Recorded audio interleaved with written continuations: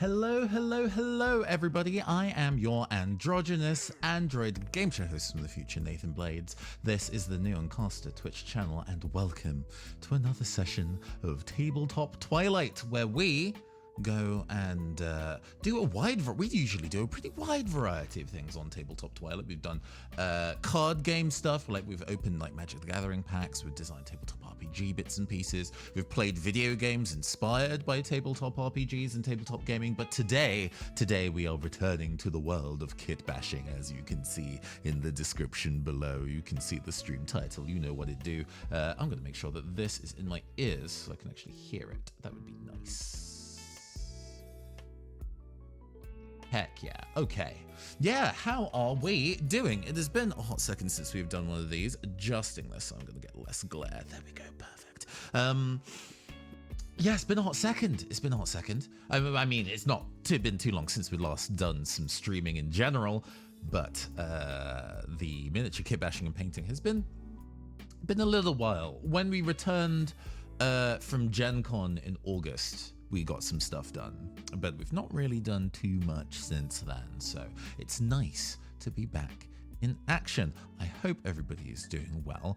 As ever, if you're out there and y'all can hear me, please do let me know if my audio levels are clean and good and clear. Always nice to know if that's true. But yes, today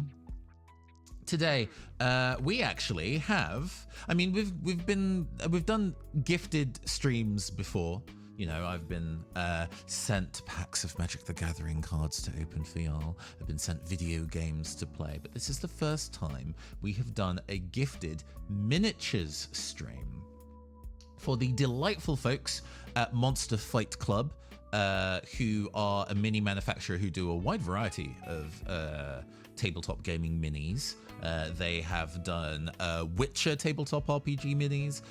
They have done Borderlands board game minis, but what we are doing today are Cyberpunk Red minis. Let me get one of the packages so you can kind of see what we've been sent. Stretching. Why did I put it so far out of arm's reach? I'm very clever. Grabbing a bunch of them. Yes. Okay. Yes. They sent me them in little baggies, so you're gonna forgive the kind of lo-fi nature of it. But they sent me a bunch of the Cyberpunk Red tabletop RPG mini packs, like these. They have a pretty cool range of different miniatures in them. I actually spoke to them at Gen Con, again back in August, and was kind of like, hey, I've been doing a lot more miniature painting and kitbashing on stream. I enjoy your miniature line a lot, mostly because I work in a cyberpunk space, an urban fantasy space, and finding miniatures for that is actually pretty difficult, and I do actually quite like the sculpts. I definitely like the sculpts that Monster Fight Club do for the Cyberpunk Red range, because they think about outfit design a lot with them. There's a lot of actual genuine fashion, street fashion elements to the miniature line, which I really appreciate as somebody who likes indulging in a bit of fashion in my tabletop space. And they were kind enough to go and send me a bunch of those minis to go paint. A little while ago, they sent me before October, but because October was Phantom Arts Fest for the channel, and I was running around like a headless chicken, preparing for that stream or that series of tabletop streams. I did not have the opportunity to do any painting or kitbashing, but now that is over, we are back, we are ready. We have the nippers, we have the files, we have the glue, we have the means of production. So I'm looking forward to doing some of that today with y'all. Yeah, that's the kind of run and that's the long and short of it, really. Why don't we go and hustle on over to the hand cam? Whoop. Yeah, we got the hand cam. We're gonna need, yeah, Monster Fight Club stuff. Absolutely. Welcome, Alex Astronautalis. Excellent name, by the by. Thank you for joining us. Well, first things first, we're just going to make sure we actually still have some tunes. That'd be a very good idea. Excellent. Let me know if that's too loud. I can nudge it down a little bit. There we go. We've got the Handycam out. Usually what we like to do at the start of this before we get into crafting, and to let people file into the chat and let myself warm up a little bit. You would be surprised after like 3 years of doing this, I still get a little bit nervous when I'm doing practical work, and it's been a hot second since we've done any kitbashing on stream. I'll show you some of the minis I've painted recently or worked on recently. Maybe that would be of interest to y'all. So first things first, I was recently inspired by the release of the video game Lies of P. What a name. What a name. It is a Dark Souls inspired thing about Pinocchio, or like with an adaptation of Pinocchio, and it has a bunch of really cool like robot enemies in it that you fight. Not that you should fight them. Robots are perfect and precious, and none of them have done anything wrong ever, so there's no reason for you to attack them. And I thought the designs in those are really cool. That they had this kind of like a Victoriana meets kind of steampunk and energy to them. And it also reminded me of another Souls-like with a bunch of robots in called Steel Rising, which also had some excellent robot friends. They're not robot enemies, robot friends in them. And I was decided to rummage around in with my kit and put together and paint this lad. There's still some finishing touches that I would kind of like to do to this to finish it off. Some of the blue, make some of the blue a little bit more shiny gem-like. I really like how this turned out. This is definitely a very big disparate mishmash of different kit bashes. I do believe the body is from Guild Ball.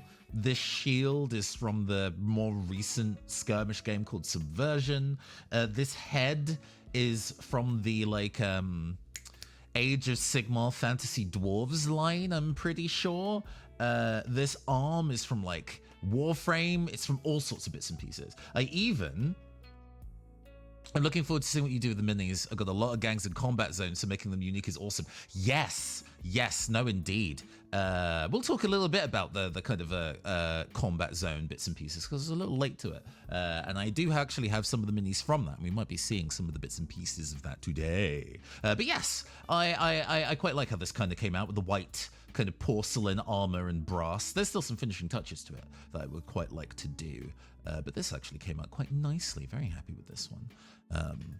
I definitely have been leaning more on the done is better than perfect train when it comes to painting recently, which is maybe a bit of an oxymoron when you are in the habit of releasing all of the stuff that you do, like painting wise, on social media, where you are going up against people who like paint golden demon stuff and things like that. But I also want to kind of, encourage the idea that you can paint and finish a mini and have it look pretty damn good at, room lighting from like 2 feet away, because you're using them for an actual like tabletop game and not just putting them on the shelf.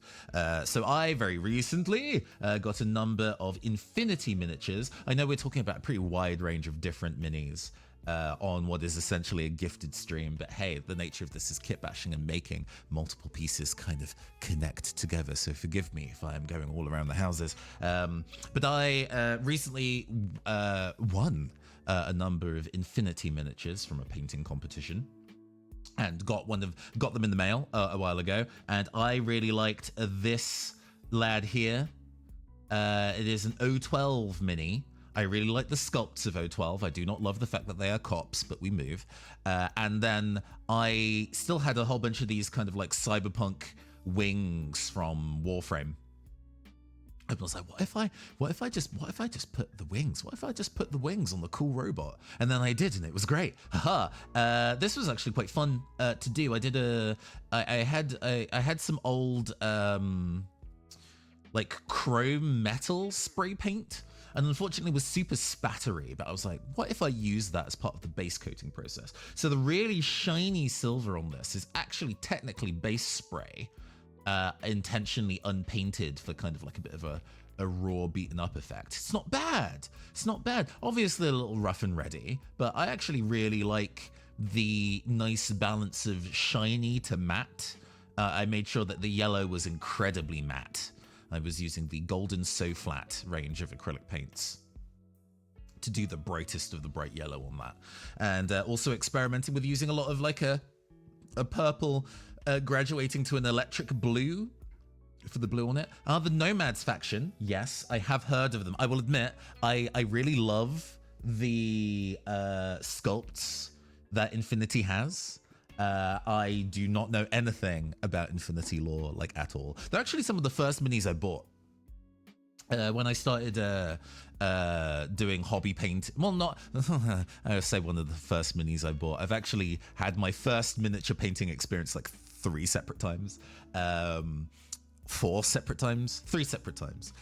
Once during high school, because my crush at the time played Warhammer and I wanted to play Warhammer so I could speak to him more. The second time in university, where I was playing Dungeons & Dragons 3.5 with my best friend Tom. Tom, friend of the channel, appears actually quite frequently, is a member of our current Spire / Blades in the Dark campaign. And we played like Anima Tactics once, super obscure, incredibly weeby, like skirmish game. The mini sculpts in that, actually really cool and kind of ahead of their time, honestly, but quite difficult to get now. I still actually have those 2 minis, I kept those. Yeah, so I painted like those in like university and then didn't paint for a very, very, very, very, very long time, at least in terms of miniatures. I painted like Amiibo for a while, so like pseudo miniatures, I guess, whatever. And then now, in 2020, my current partner plays war games, a lot of war games. I picked up miniature painting as an activity we could do together, and then I got like in, and I bought a bunch of what they called the HVTs, the high value target civilian miniatures of Infinity, because I thought they looked really cool. I thought they were very fashionable, and they didn't necessarily come strapped with guns. And I painted some of those. Oh gosh, I should show you the kit bash I did for Halloween, actually, because that actually uses one of those HVTs that I bought way back then and did nothing with for years and finally got a use for it. So let me unearth that shit for you. Very excited. I actually really love how this fucking thing came out. Rummaging it through the multiple tiers of storage containers that I have just off frame. Delicately reaching in. You, my child, you have been selected for tribute. Okay, there we go. So I painted this for Halloween in October, which is when Halloween is, haha. There is a YouTuber called Midwinter Minis. Let me put him on the little like paint stand, because then I can twirl it a bit easier. So there we go. There is a YouTuber called Midwinter Minis, and they were doing a Sporktober competition, which is both Spooktober, as in like horror miniatures, and Orktober, which is, you know, orcs, and being like, hey, paint either an orc or a horror themed miniature in kind of like a hyper vibrant 90s style. And I was like, hey, I don't have any 90s paints. I don't really know what 90s style entails aside from doing really bold greens, including doing the base rim in green. So I had a crack at that. I actually quite like how this turned out. This was actually my first instance of using green stuff as part of my sculpting process. The kind of like shoulder here to kind of attach the arm, and the kind of like a transition between the trench coat to the foliage that's attached using green stuff that I painted over, and then also attaching the rose vine to the kind of like bark hand. I also used green stuff for that. Like a little rough around the edges, not fine art by any stretch of the imagination, but I think this came out really nice. I had some of these kind of rose vine pieces for ages with the intent of designing somebody that was having was overgrown with plants, the flower bursting out the eye. I had that in my head for ages, and it was very, very satisfying to actually go and properly build that. So yeah, I love this. This is really cool. I didn't win anything in that competition. If people are interested or asking, I did not even get a shout out for it, but it's fine because I got to experiment and try something new, which is always nice. Okay. Right. Enough show and tell. Let's go and get some of my first set of vibes on and start looking through some kitbashing pieces. So, I previously showed that we were given a whole bunch of Monster Fight Club minis. And I was like, I have so many things in my bits box now. I can't just have all of them at my disposal when I start kitbashing, because the decision paralysis of where to go and pull things on will absolutely destroy me. So what I did is that I kind of got myself a tray of assorted pieces from a handful of different things in a similar kind of heroic scale, and we'll be largely working with these, although if I remember I have something in my collection, I will rummage around and go retrieve it. But to show off a couple things that I kind of pulled from the ones that they sent because they kind of spoke to me, I thought they were really interesting. We have this miniature from the Bozo's gang here. I really liked the Harlequin, embossed Harlequin print on the trousers. That feels like that would be something that would be really fun to paint. I also like the fact that he's not skinny. I think a lot of tabletop miniatures assume, playing in the kind of heroic space, that the characters are very thin or very fit. And I quite like the fact that this guy is a bit pudgy, even if he's got cybernetics going. But also I was like, maybe we can find a head that's more interesting for this, or maybe we can switch out the shoes for something unusual. It's a very solidly built one piece, but this could be, a small head swap can go a long way.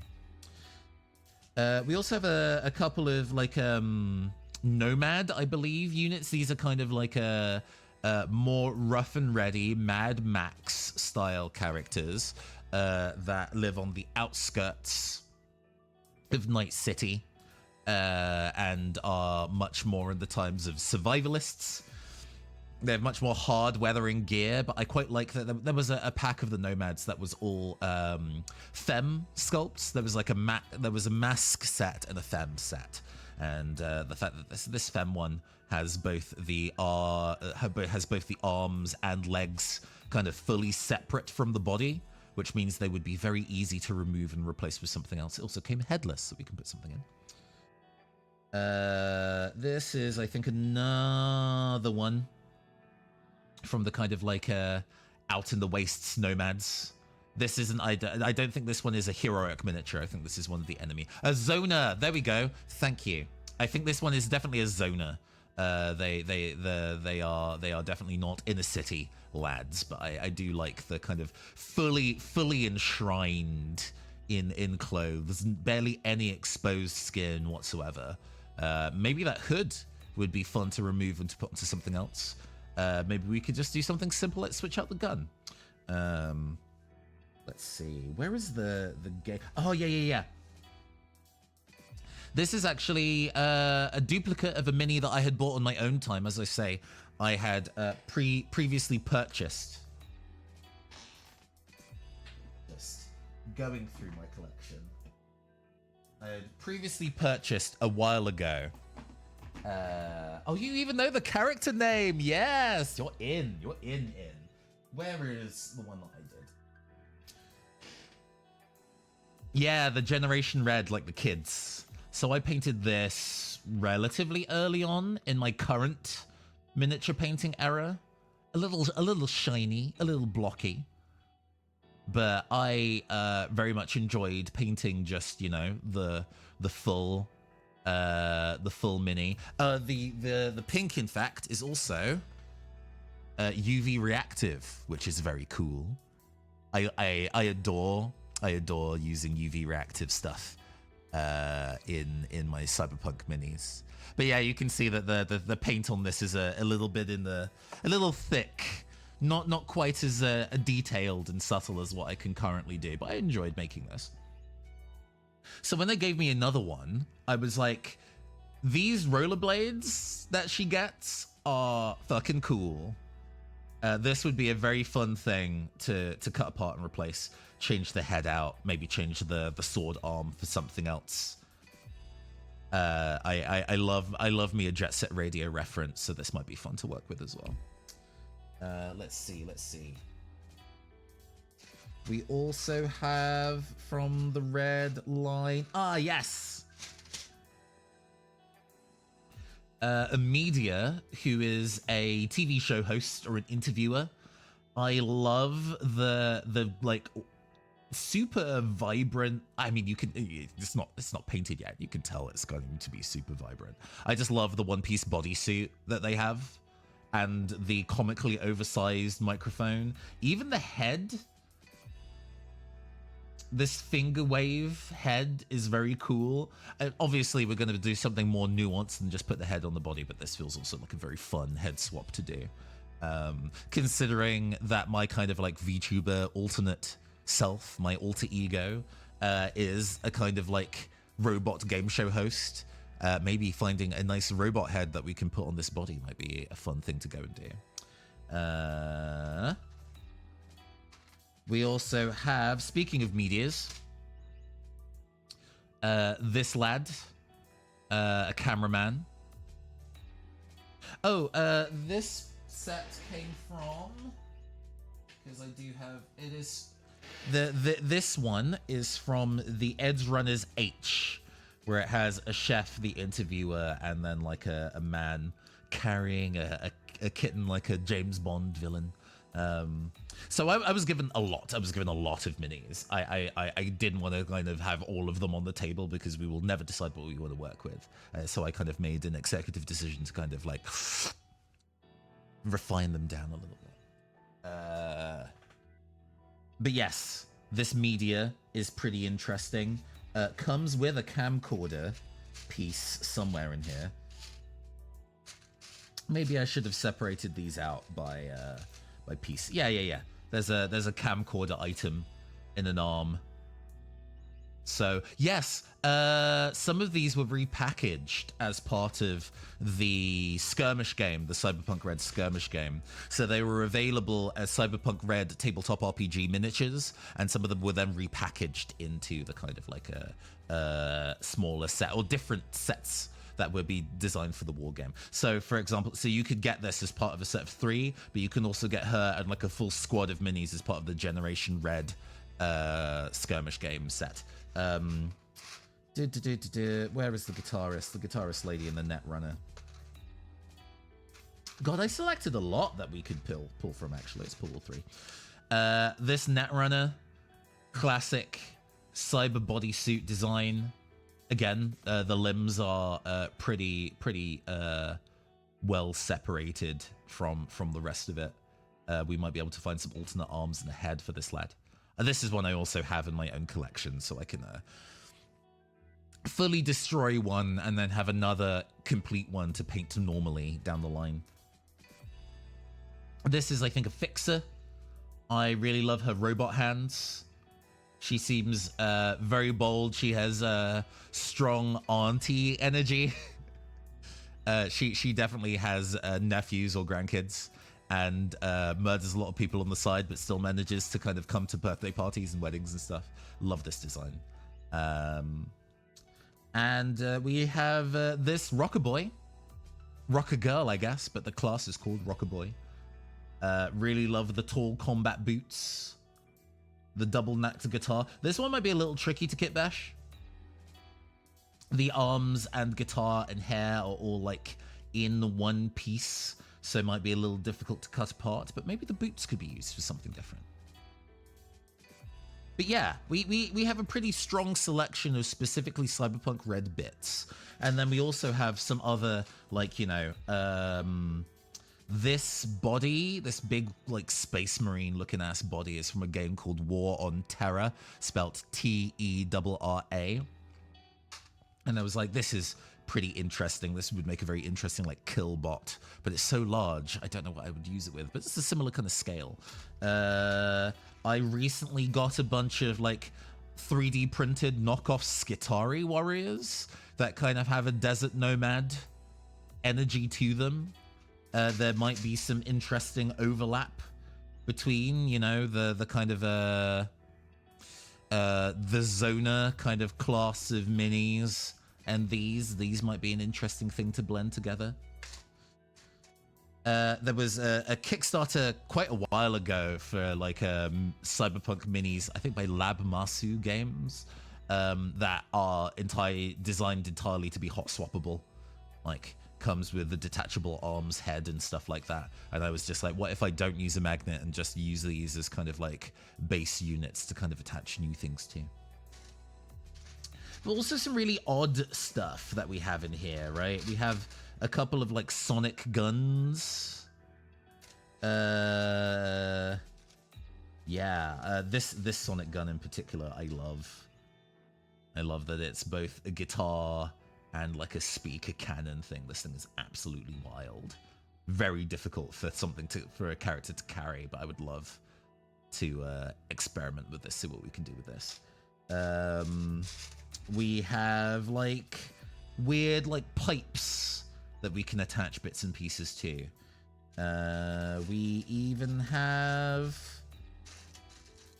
oh gosh, like little collars, wrist collars that we can, or neck collars that we can add. Rocker Boy getting a big upgrade, right? Right? I have a soft spot. I have a soft spot for musician type units. At one point, I don't even know when I got this. I think this is from Warcrow Games, like a double-ended chainsaw bow staff thing. This is absolutely ridiculous. I have no idea. This might even be too large for these things to carry. Like the hand size is a bit big. The hand size isn't too different. We could have a character carry one of these. Ooh. Especially if we gave them like an armored arm, right? And so on, and so on. We're just gonna kind of like experiment with some of these weird pieces that I've just kind of gathered over the last couple of years and see what we can make. We can do it entirely random, of course. We can just kind of pull bits apart and see what inspires us.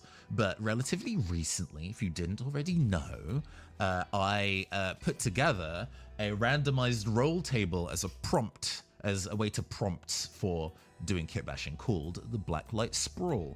And I have a simplified version of that we can put on screen. Here. Yes. So there are a handful of kind of like a miniature agnostic skirmish games that are out there. And one of them is called Kill Sample Process, that uses the rules for Cyborg. And it didn't really have, it had like rules for making a character, but it didn't necessarily have prompts for building a character from scratch, where the designers' previous games did. So I was like, I'll make a roll table myself. And in fact, we've got a dice tray and some dice that we can use to go and decide, give us some prompts for what our character might look like today. Let's go and get a notepad open. That would be a good thing to have. And let's also get a more excitable kind of vibe going here.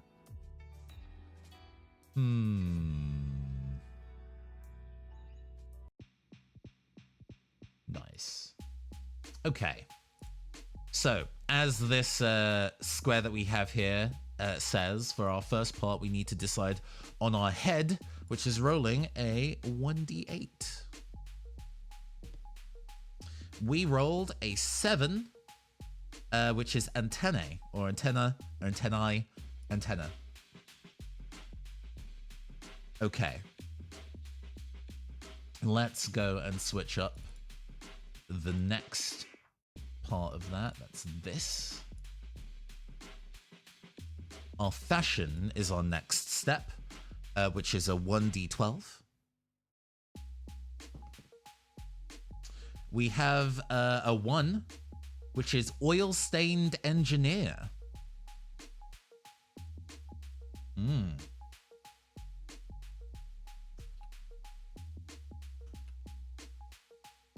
Okay. Noted.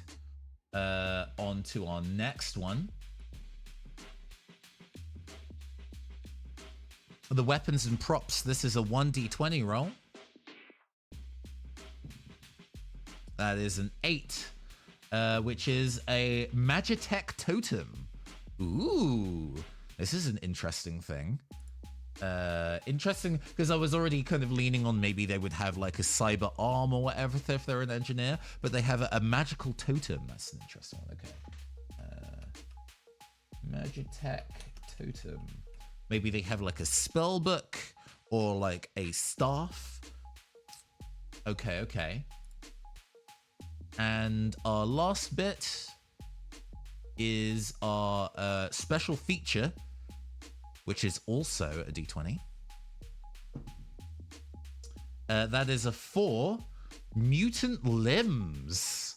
Ooh, very unusual. Okay. Mutant limb.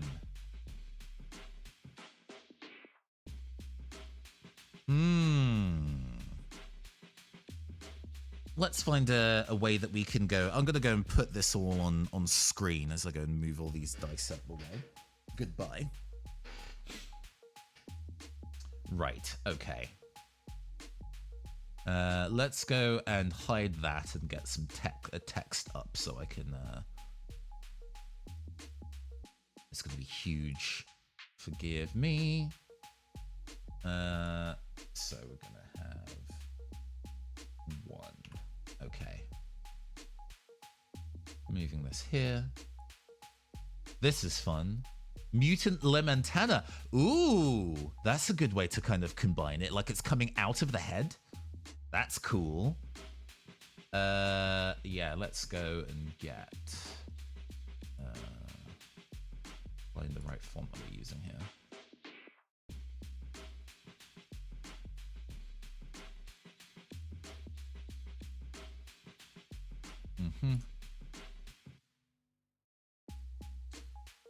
So we have, or rather we have antenna. It is an oil-stained engineer.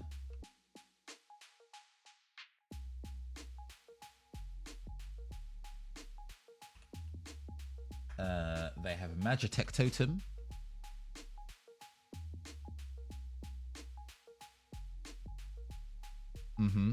And they have a mutant limb.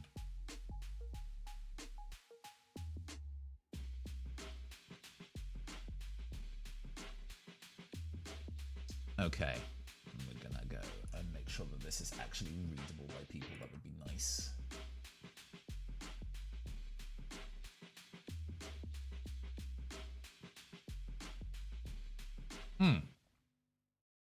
That shouldn't be too difficult to read.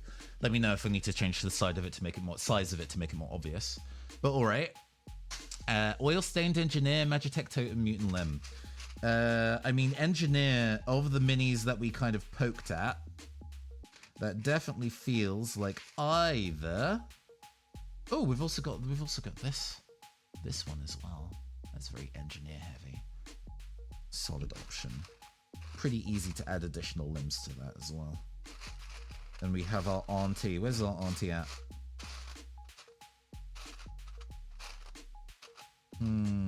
Where'd she go? We need you, auntie. This is our time of need. We are desperate for your words of wisdom.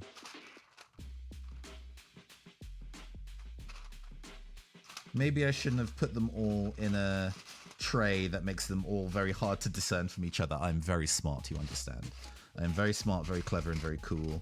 At least you get some ASMR while I'm moving some bits around. Ooh, one of the things that I kind of pulled and thought was interesting was this kind of like snarled up tentacle thing. So this might already be useful if we've got mutant limbs going on. The fact that I have to kind of dig around for something organic from my collection for this to make sense is also pretty interesting. Did I just not put her back in here? No, I did. Here she is. Magitech Totem. Oh, yes. This was one of the things that I found.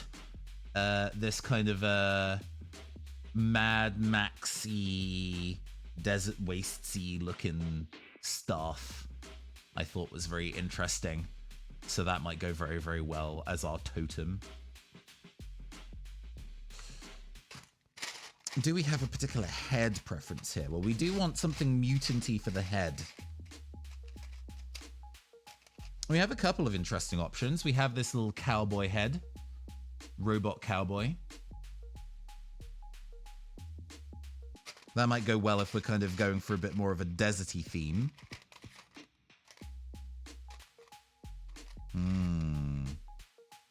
We also have some of these heads from the Tiger Claws gang from the skirmish game, from the Cyberpunk Red skirmish game. I kind of got like an Oni mask thing going on. But maybe we are looking for something a bit more organic than that. What else have we got going? Engineer. I mean, I guess that's kind of leaning in on the idea of them being a bit dusty and dirty. Maybe we've got some Necromunda pieces we can use. We have this head. I do believe this is from Andal Industries. Sheltered from the inclement weather, the dusty weather by a hat. A little small, I think, in terms of scale, but something that we can look into. We, of course, have a handful of, like, different types of bandaged up and jury-rigged guns and stuff that we can use. They've got to come strapped, you know what I mean? We also have a full, like, Gundam head. This is from Puppets War, I believe. This might be a fun thing to put on the game show host, actually. But one thing at a time. Let's focus on building this character first, before we start thinking about some of the alternate builds we can do. You know, this kind of like a tank of some kind. Maybe they are using a mysterious fluid, TM, to kind of get their mutant powers. They're experimenting with the ooze, capital O. I think I am going to have to kind of pop into one of my box of tricks to try and find a proper mutant head that we can use, because I think that's definitely going to be the key here.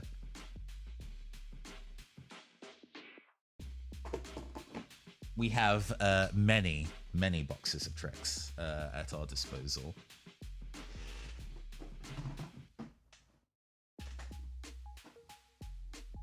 Of course, our boxes of tricks are absolutely covered in stickers. I was at a convention last weekend, Thought Bubble, in Harrogate, which is very, very good for stickers and comics and things like that. And I did buy a bunch of new stickers to start putting on things. We have, I mean, I can already see some things that we could use here. We could definitely make use of the Necromunda Escher style heads. You know, we can go for the taller the hair, the closer to God. In terms of that kind of setup, that might be something that we can use. Or going for the kind of Warhammer Fantasy. Sorry. I can't remember what kit this is part of. I think this is a Demonette. With really, really long, flowy hair and a kind of like a gaunt, demonic face. That could be an interesting option. Let's see here. Looking around, I kind of separated the heads into fantasy heads and cyberpunk ones. Going for a more kind of like traditional style antenna. We have this Sicarian head. from the Adeptus Mechanicus faction in Warhammer 40k. I was considering using that for a different project a while ago, and it didn't really shake out, so that might be one to explore.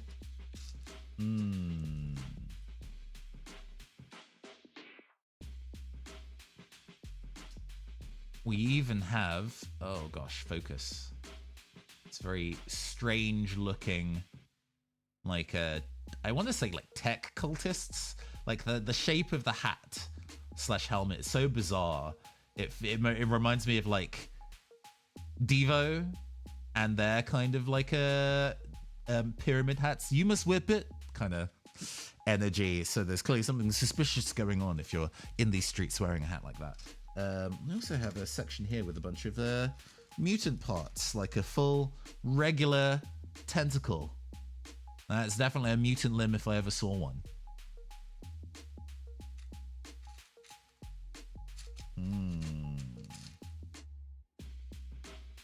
Yeah, let's start pulling out some of these kind of like mutant weapon-y bits. Let's see, do I have any others like that? I know I had a very terrifying and surprisingly yonic demon head somewhere in here. Rummaging slightly off camera, forgive me for this not being in shot, it just makes it easier for me to look. Even kind of like a hooded cultist kind of head, maybe. Although that doesn't necessarily go with engineer. I need to remember to bear that in mind as we continue to kind of look at our options here. I also really like Astronautaliss's suggestion of the mutant antenna, which makes me think, what is that? What does a mutant antenna look like? One of the things that's in the collection of these weird bits and pieces is this fucked up looking gremlin thing, which I believe it was given to me as a bit of as a care package from a kitbasher from Grant Howitt as potentially some wings that could be used. But the idea of adding these to like the back of the head and they've kind of sprouted wings that way feels very interesting. That might be something worth exploring. So despite the fact that I was like, oh, you know, I'll have a more narrow list of pieces that I'll work with, I think we still ended up going with a bunch of parts from my wider collection against better judgment. But that's okay. Let me wiggle this out of the way. Okay. Checking box number 2. This one has a lot of whole arms holding items that could be pretty useful for what we got going on here.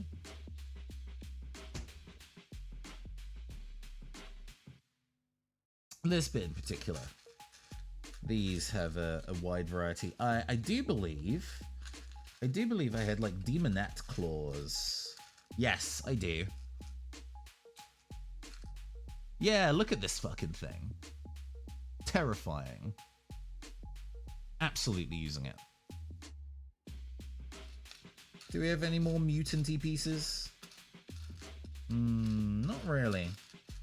That might be the extent of mutant that we've got going here. I don't have any, Oh, do I? I say that. Do I have any Gene Stealer cultist bits and pieces? I might not. Yeah, Gene Stealer cultist stuff would be astounding here. Okay, well, what we've got, and if we run into a wall, we'll reconsider our options and see if there are other routes available. But I think this is a solid number of pieces to work with. Especially the idea of, you know, attaching something like this as a ponytail to a headpiece, I think is going to be really interesting. That'll be really cool. Now, this body definitely has all the limbs are available to mess with, so this will be very easy to cut off the arms for this. Be quite straightforward. This already has an arm removed, and is kind of more decked out with stuff. This definitely feels more like somebody who's I mean, they've even got the kind of shirt tied around, they've got like the jumpsuit tied around their waist, right? This definitely feels more engineer feeling to me. So I think we're working with either of these two bodies. Sorry, Auntie, but you're not going to be selected in this set. And Marius just kind of experimenting with stuff like head fit. You know, because we want to do a lot of dry fitting before we commit to actually gluing stuff together. And for things like this, there's definitely also going to be a degree of using filler, like green stuff, to make sure that everything fits correctly, because not all of them have the same neck style and things like that. Oh, this kind of engineer head, this hat fits quite well. I'm gonna adjust the light so it's a bit better illuminated. Forgive me. I was able to get it to fit very snugly. Yeah, this fits reasonably well, but it would be more difficult to get the ponytail in the back. Let's see. I mean, this banshee head makes sense. We would definitely have to make a neck for it.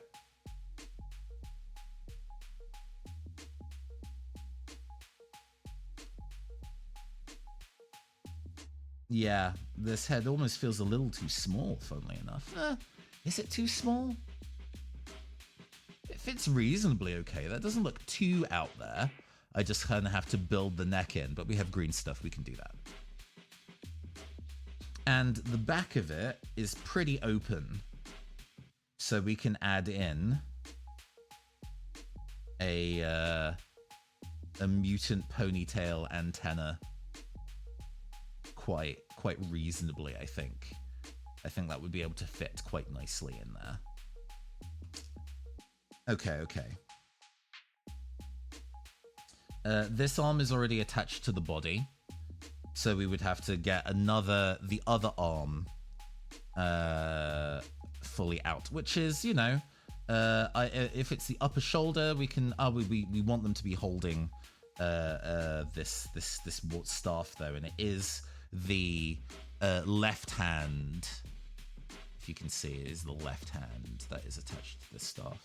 So we do want a removable left hand. That's probably pretty important. It is a little smaller, but can be done. Alternatively, though, I could just cut around the fist and use this existing hand here and put the staff in that. That would be pretty straightforward. This might end up shaping to be an easier kitbash than initially expected. Switching the gun out for something feels like that would also be a fun thing to do. This is a very reasonable looking gun, but we could probably go for something a bit larger and messier. Okay. So we're getting the plan is coming together. Let's start moving some of the bits and pieces out of the way that we know we're not using. So we are cutting the hand out of this so we can attach it to this instead, holding it out. Well, we do want to kind of have it relatively upright because that's where this fabric is going. We could cut the fabric out potentially, but yeah, we're gonna need to. We're probably just gonna cut this hand off and then do a sub build and then attach it back in. That feels like that's probably going to be the play here. Okay. Making an easy plan complicated could not be me. We've got this head, and we have two different mutant whips. I think these come from Max Minis. We've got this much longer one. I think these are supposed to function as arms, actually. So using them as this is pretty non-standard. I'm definitely going to have to do some molding or even some green stuff fitting to kind of get this to sit naturally. I think we're definitely going to focus on putting the head on first, making sure that that is set in place and we're happy with it, and then we'll glue on the ponytail after the fact. Yeah, I think I like this one more. Okay. And then deciding what we want to do with this gun and maybe finding one that's a bit more experimental jury rigged. We have this one that's been kind of like wrapped together, but this could easily be like it's somebody's tied it to their leg. There might be an Escher pistol that we could use here. I can remember where I put my Escher pistol stuff. It would be in this case, if any.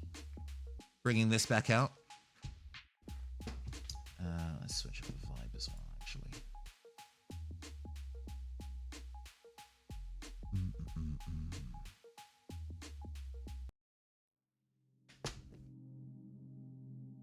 All right.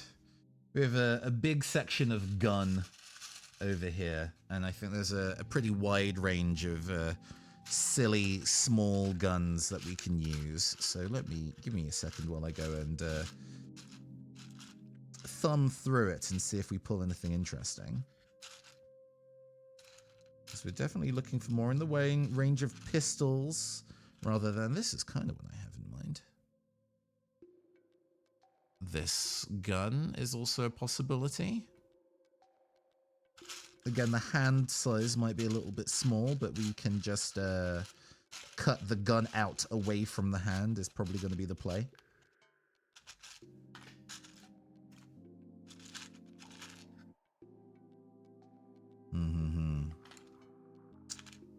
Yeah, no, you collect when you kit bash, you collect so many strange tiny bits and pieces and just continue to find interesting options.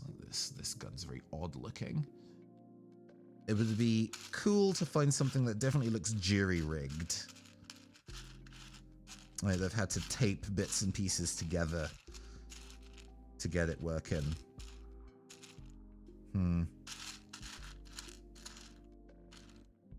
Or maybe as long as the gun just looks appropriately futuristic, we don't need to worry about it too much. That might just be the play. We do also need an actual... Yeah, no, we don't need an actual arm. The arm is already there. Okay, all right. Backpacks are also an option. Does this have anything attached to the back? No, it doesn't. There is the option of trying to see if there is a backpack that fits the vibe of which we're going for. We did find that kind of like a ominous looking canister.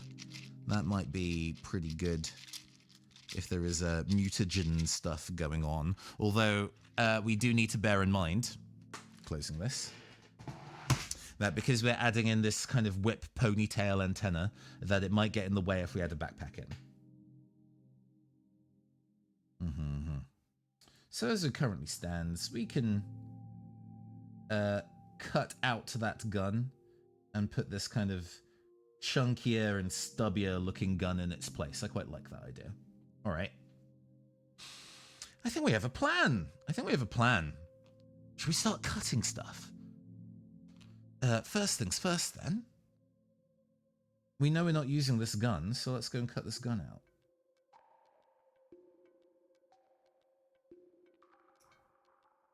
The plastic that Monster Fight Club minis are made of is like a very flexible resin. It does have mold lines on it, so part of the... If you're not familiar with what mold lines are, it means it's been like cast by injection molding.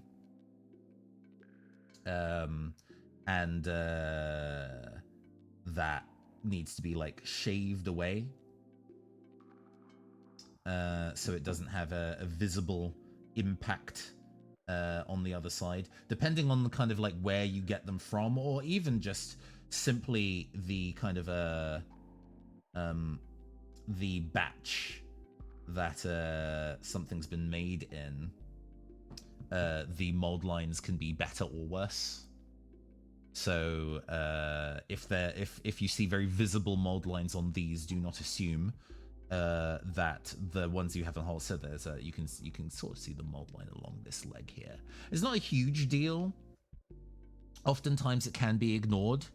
Sometimes if it's particularly notable or if it's marring a detail, you will need to remove it. But for the most part, it can be handled pretty nicely without too much stress. So we've cut away the gun. We'd be cutting like this handle piece here to attach the two together along there. We are also going to, and we're not going to use the clippers for this, but I think we're probably going to use our craft knife to fully remove this hand so we can position it the way that we want once we add the staff to it, because we want the staff to be standing upright. The staff to be standing upright rather than to the side.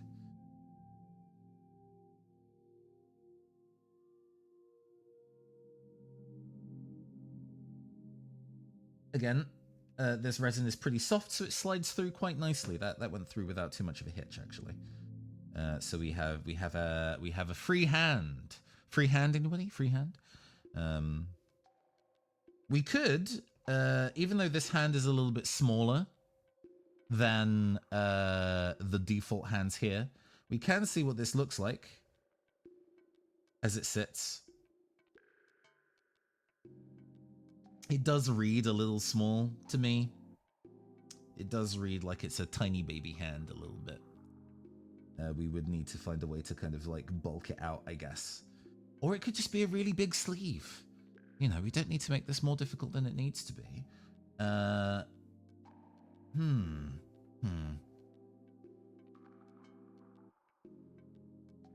we poke it, sitting like here. Yeah, that makes sense to me. As a set, we might try that. We might try that. Cut Occam's razor, as it is. Why do a more difficult job of splicing the hand out and splicing different parts of the staff in if I could just replace the full thing and replace the hand? At a distance, this might suit just fine without it feeling too out of scale. Okay. One I am most not concerned about, but thinking about is replacing the head. This might sit reasonably okay. We might need some gap filler to sit. Also, this collar doesn't sit perfectly in the nestles of the hair here, so we might need to do a little bit of filing to make sure it sits nicely. I do see a little bit of flash from the sprue when I cut this out, so we might go remove that. Go move that around. Excuse me a second. Just making sure tech is operating as it should. Tech is indeed operating as it should, which is nice. Okay. Okay. Taking our craft knife, and I'm going to be careful here, cutting away from myself to remove this flash. Actually, very easy. Wonderful.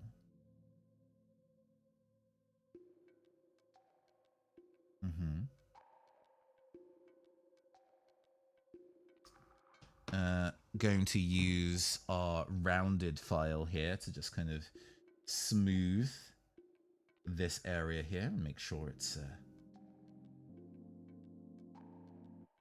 nice and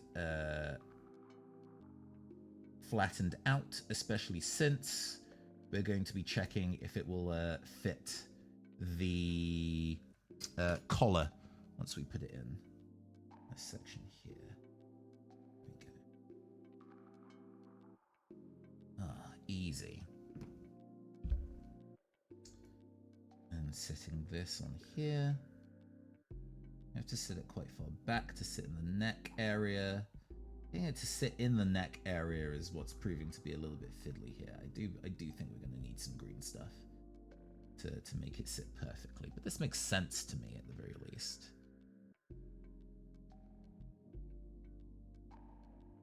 Yeah. Okay, all right. Let's get the green stuff out and start fiddling with it. I've said green stuff a handful of times, assuming that everybody tuning in is familiar with what that is. If you don't know what that is, green stuff is this. It is a 2-part epoxy putty.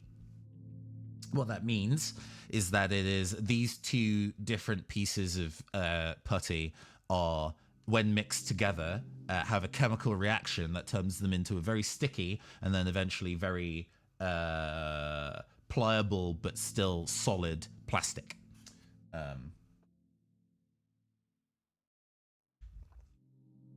Taking a sip of agua. We do not need very much here. I'm just going to be using teeny tiny amounts. I did actually use some a little while ago. So we're taking this section here. Let's see, do I have an old craft edge I can use here?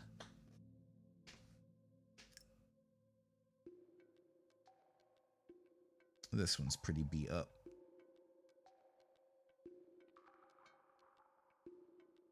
Using an old craft knife edge, we're just going to remove just a little bit. That's probably even too much, honestly.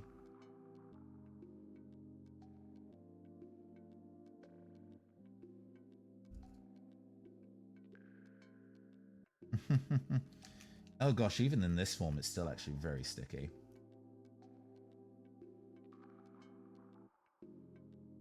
A bit more of that. I think that's roughly equal in size. Okay.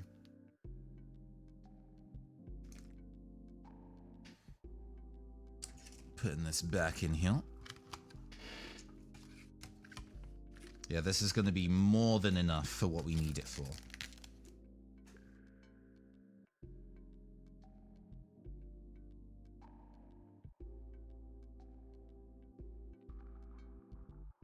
So with these 2, the blue and the green, the blue and the yellow epoxy putties,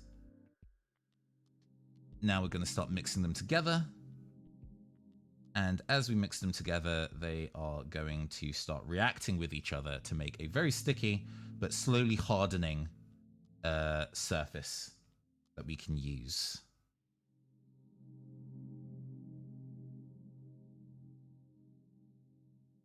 Interestingly enough,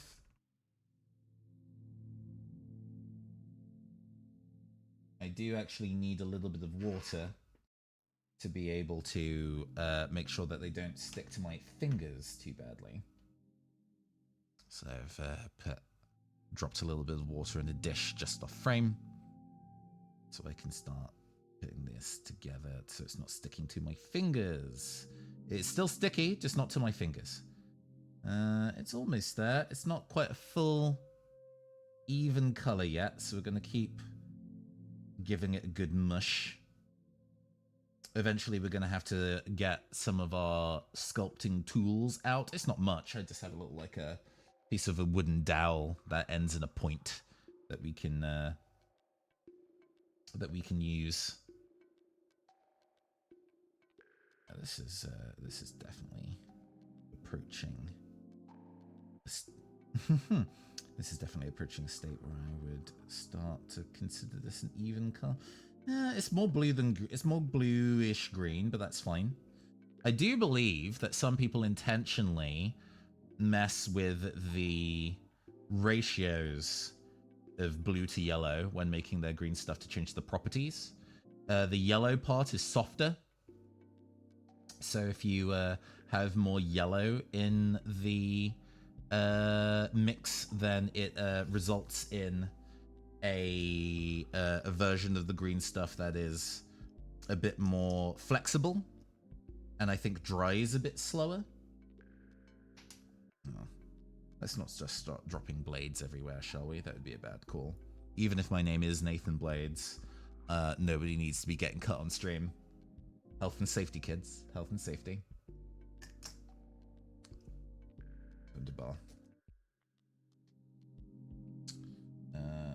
So we're just gonna chop off a tiny bit of this. This might even be too much, we'll see. And we're gonna kind of use this to kind of fill in the gap here for the neck. This is too much. I could probably cut this in half again.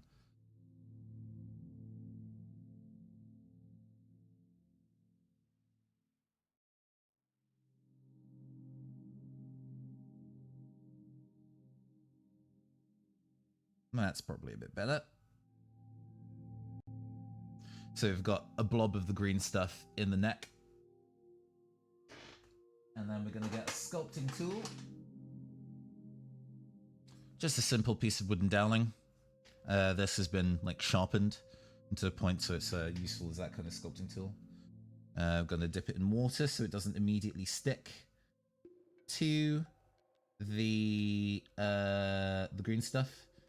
And we're just going to start nudging it around. What we really want is for this to be an effective, like, back. Because we're going to be using this, I think, to both place the head onto the neck and also act as an attachment point for the tentacle. So this is already sitting a little higher, and actually that feels a lot more natural. It doesn't feel like the neck is getting fully lost in the shoulders or in the corners of the trench coat, and we have a finer end of the of my sculpting tool, so we can continue to pat it into the crevices to make sure that this is looking smooth and not too lumpy. We've now moving to the back of this. We definitely don't need this much green stuff in here, so we can start moving it around. Green stuff starts to harden around 10 minutes after it gets made. After it's activated, I suppose is probably the way you want to put it. So it is going to be quite squishy for a while, but that is fine. I just noticed that there's a flash on the top of the head I also need to remove. I guess we'll do that last. I'm just kind of, oops, sorry. Bumping it with my headphones, apologies. Just continuing to nudge the green stuff around, forming this little protrusion on the back, which is where we will be attaching in the antenna. Again, I want to make sure that the head position is where we want it. This is looking correct. And then deciding the kind of like angle and stuff that we want to put the... That makes sense. That fits into that gap very nicely, actually. The angle of this is maybe a little bit too severe. So what we're going to do, I'm going to pull some sticky tack just so we can put her there for a moment while we work on this. We're going to want to change the angle of this flat edge a little bit to be a bit more acute, so it will fit in the gap that we've made a little better, which can be done even just with clippers, using the clippers along the edge. This particular piece is made from resin, as are the Monster Fight Club minis. Which means that if you sand them, they get particles into the air, which are dangerous to breathe. So if we do actually need to start filing stuff down, I'm going to need to like put on a mask, which is fine. I have one handy. You know, we've got to be sure to look after my own health. I'll angle this around so you can see. So I've made the angle of this a bit steeper so I can just almost smush it in to the neck so it can sit like that. That actually sits very cleanly. That inserted in quite nicely. I think I'm going to need to use some glue, though, to actually get it to stick. That's fine. Not a problem. We do have some... it is Loctite, not that you can tell anymore. I've had this for a very long time. We're just going to put a couple drops on the end of this for a quick hold. Super glue is obviously one of the fantastic tools that one can use in kitbashing. Its hold is strong, but also brittle. It does not respond well to being twisted. But it's also very good in instances like this, where we want the piece to stay put while we do other matters. I quite like this, where you sort of... We've got it angled in a way where you can see it coming out from the opposite side of the hair. Maybe we can even twist this to the side a little bit. Okay. And now we've got that sitting in there, we can continue to use our sculpting tool to really cement that blend, really make sure those pieces are properly stuck together. I have little bits of blue parts of it on my hand now. Great. It's a fiddly detail work sometimes, the process of gap filling like this, but it can have very smooth results, which can be very rewarding. Obviously, because we are dealing with a kind of mutant-y thing here, it being not perfectly smooth might even be a boon, because, you know, we want to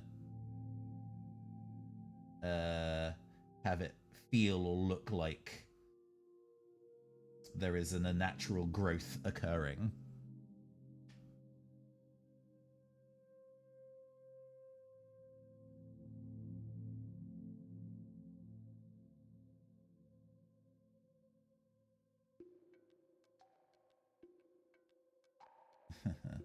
I recognize I'm also kind of like pushing and pulling the head around a lot while doing this. So I've got to kind of go back every so often and repose it, which is good. I can feel actually as I nudge it, it's starting to be a little stiffer, which is a good sign. It definitely means that the green stuff is starting to set, which is what we want. Okay. What should we do next? Should we do the glove? Not the glove, the Magitech totem. There we go. Oh, this is definitely very sticky now. We're gonna take a little bit more of the green stuff, actually. It's definitely starting to be a bit stiffer to work with. Still very fluid, still very malleable, but obviously hardening. I'm gonna take a tiny dot of that and just use it to kind of reinforce the back of this hand. I think is probably going to be a good play. I should have dipped my finger in water beforehand so it doesn't stick to my fingers as much.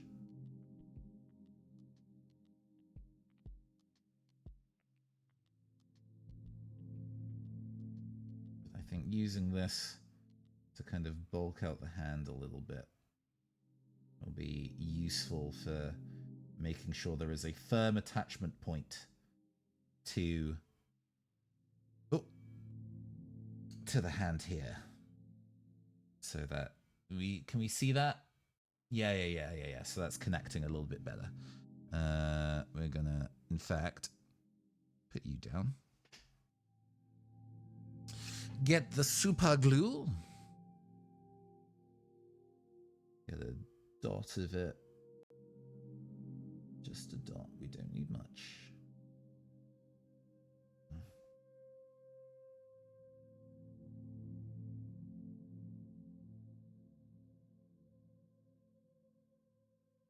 There we go. Got a dot of it on the wrist that we cleaned away earlier. And we can get this in and start giving it a bit of a wiggle. See where we want to place it. I mean, this already is coming together quite nicely, I think. This makes a lot of sense to me. Yeah. Okay. And like before, we're going to be making use of our craft tools to adjust the position of the green stuff. Make sure it doesn't feel too blobby. We can, of course, once the thing has set, start like filing the excess away, clipping the excess away.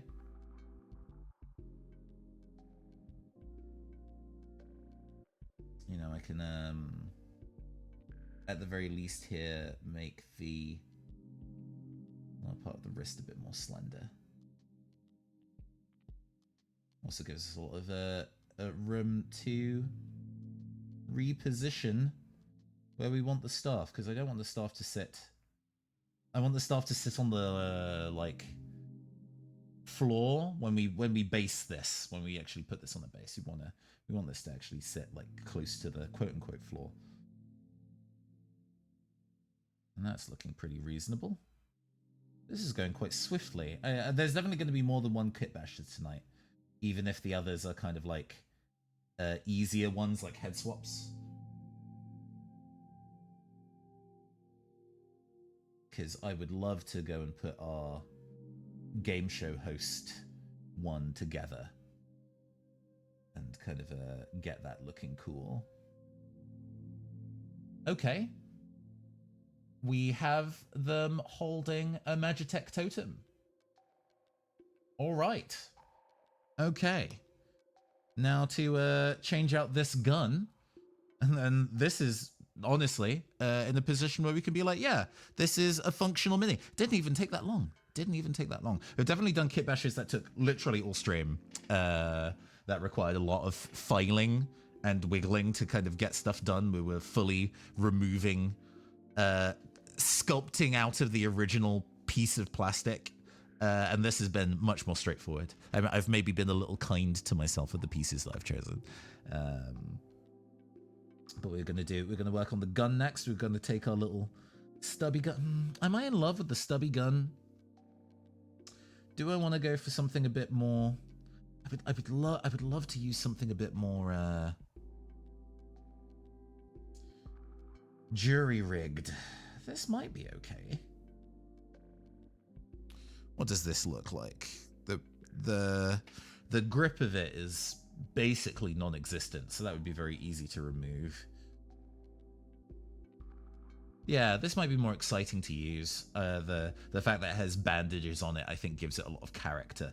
So let's go and remove the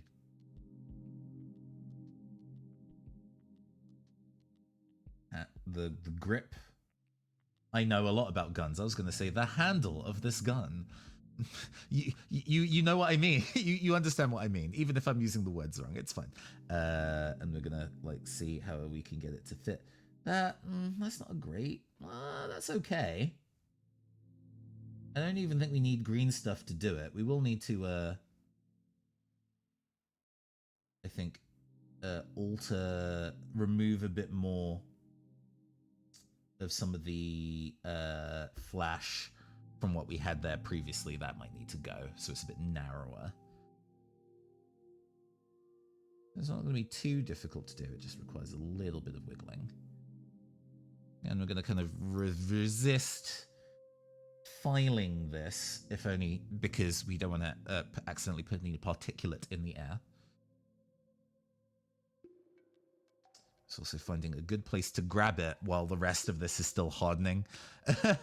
This is one of those things that becomes the fiddly part while kitbashing, is that you don't want to accidentally undo all the shit you just did while you were putting new bits and pieces together. But this is such a soft material. Cutting through it is no issue. That's largely removed it. Okay. Much narrower bit on the gun there. Okay. So we can get our glue once more.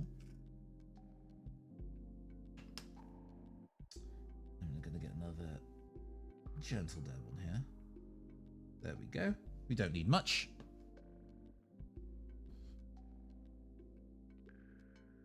You know, we're not about to try and that kind of pressure control, so you don't accidentally drown something in super glue.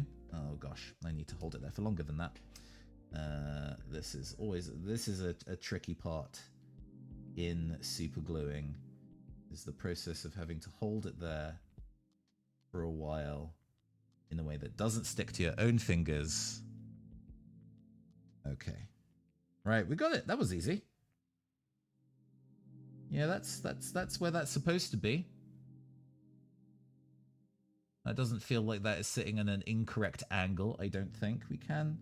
There is a little bit of wiggle room, but I think that's already sitting at an angle that's quite nice. Okay.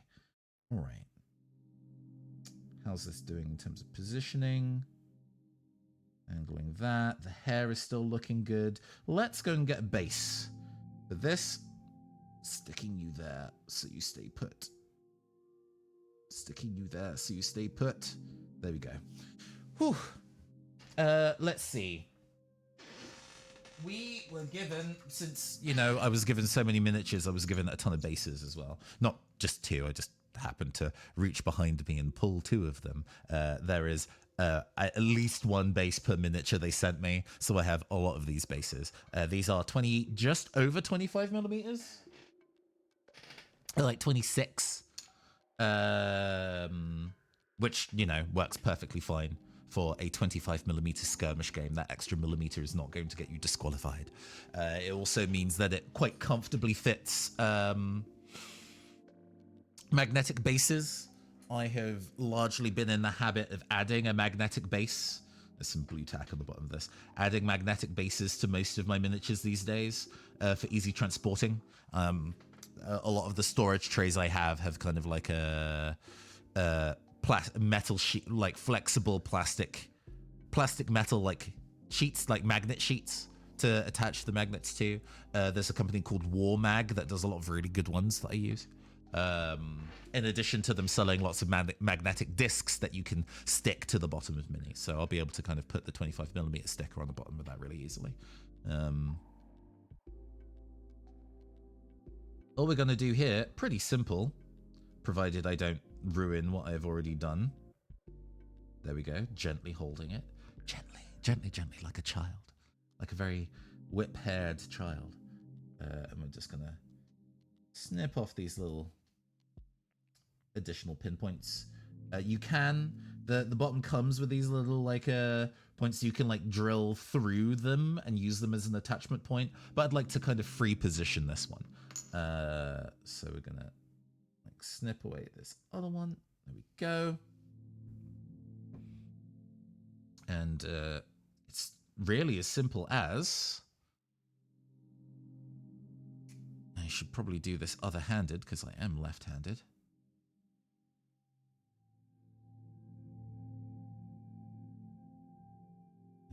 nice bit of glue on both feet. And it's fine if there's overspill here, because it's very likely that you'll be using additional basing material. Getting it in the middle, roughly. And placing it down. Okay.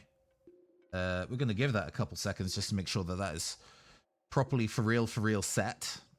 But that looks pretty good to me. That was easy. Gosh.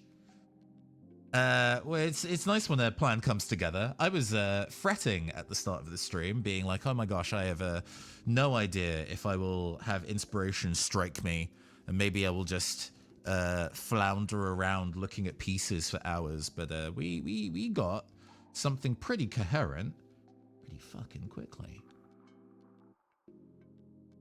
Yeah. Now we have our antenna, the kind of whip tentacle in the back, an oil-stained engineer outfit with a Magitech totem, the little staff that we've got here, and a mutant limb, again, the whip hair. Antenna and mutant limb all fused together. I do like the silhouette we have here of the hair being blown to one side and the whip ponytail being visible on the other side. I think that does a really good job at like showing how the why this particular character is so dangerous. Yeah, okay. We're gonna let that cure for a bit. I think what we'll do is that we're gonna go and take a 5-minute break while the rest of that cures, and I'm gonna remove the annoying bit of flash that's at the top of the head. And then when we get back, we'll like do some more kitbashing, some head swaps, some changing of some weapons, you know, that good shit. Okay, I will see you all in 5. Welcome back, everybody. We're back. And we have completed our first quick kit bash of the evening. This engineer, oil-stained engineer with a magic focus and a mutant limb. This came out quite cleanly. So yeah, let's do another one, shall we? We've brought the little tray of our box of tricks back to go and rummage around in again for something else. We're not necessarily going to use the Blacklight Sprawl this time. Instead, we're just going to dig around and see what we find. I know that this was one of the ones I was very interested in kind of doing something with, changing the head out, maybe, and the arm. Let's also, I want to poke around at doing a very quick and dirty kit bash with the game show host. We can do that second, actually, because I know this won't take very long. And then we can really sink in some time on the third and really decide what kind of head we want to give this. This is a handful of heads we have here. I really want to go and give this one a fun little robot head. I think that would be very funny. But kind of deciding what type of robot head is going to be key at this juncture.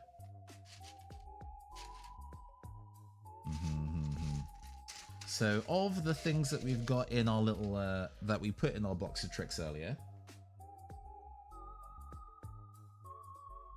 we have this, like, sentry head.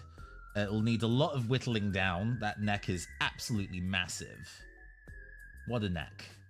But I think if we cut that away, that is a head, one of the ones that we can use. We have the Robo Cowboy, which I find very funny. This head always makes me laugh. It's just so silly.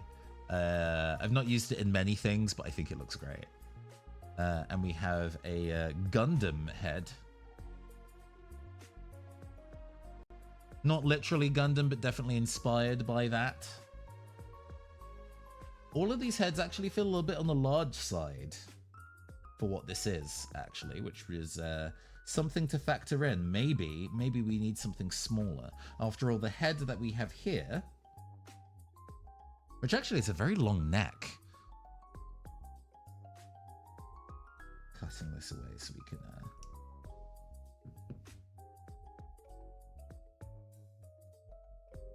It's designed to sit within, be posable like this. Which is reasonable, but maybe it just means that we need something smaller. So we need to go and find a head that is comparable to this size.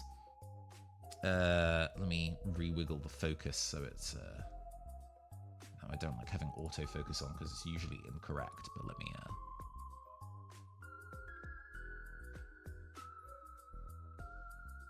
Yeah, we want to go and find something that hits this size. Definitely want to use this head for something else, like that, earpiece that it's got is really cool. I really like that. That's such a fun detail. All right, time to revisit the box of tricks.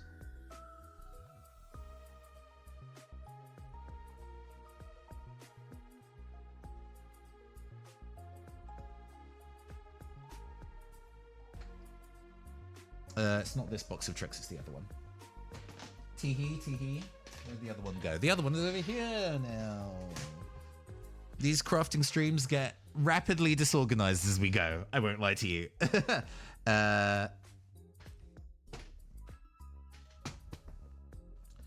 Popping the lid off this, trying not to bump the camera.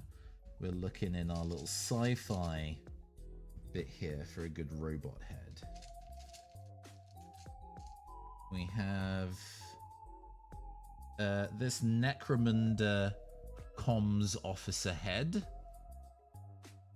Not what we're looking for, but it is a nice option. I mean, a thing with headphones. Oh, ooh.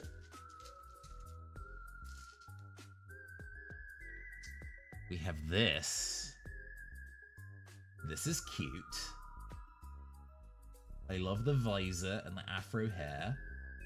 It might be a little on the large side, we'll check. Because that's, it's all about trying to find the right vibe. We have this asymmetrical, very cyberpunk looking head. I do believe this one is definitely from Anvil Industry. Love it less hairstyle wise than the afro. We have a much more, a much bigger kind of like robot head with a kind of cross in the eye. That's very cool looking. Let's see if we can find one more that might be a reasonable fit.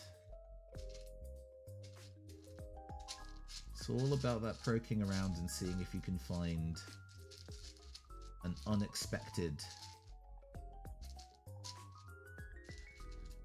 Oh, we have a punk rock party visor kind of looking one.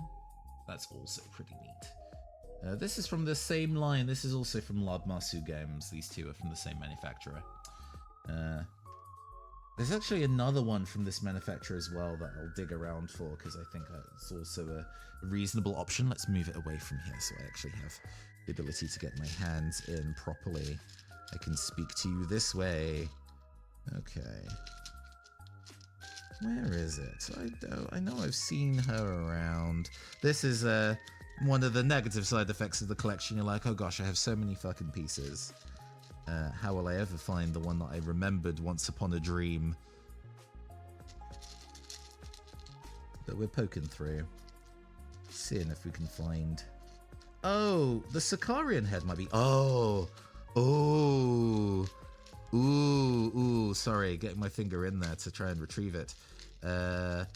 Something from Warforged. This very, like, art deco 1920s metropolis looking head. Ooh. That might be a very bold choice to go include. This is why you do the additional digging. You can surprise yourself with the shit you find. Just flinging everything everywhere. Okay. got kind of more standard communicator's head. All right, that's enough ones to poke at for now, I think. I can't just poke at these forever and never decide on what one I want to use.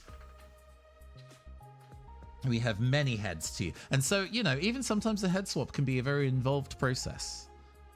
I mean, this one's really cool. We'll have to specifically dig away. So it's going to be more involved than just swapping out the head.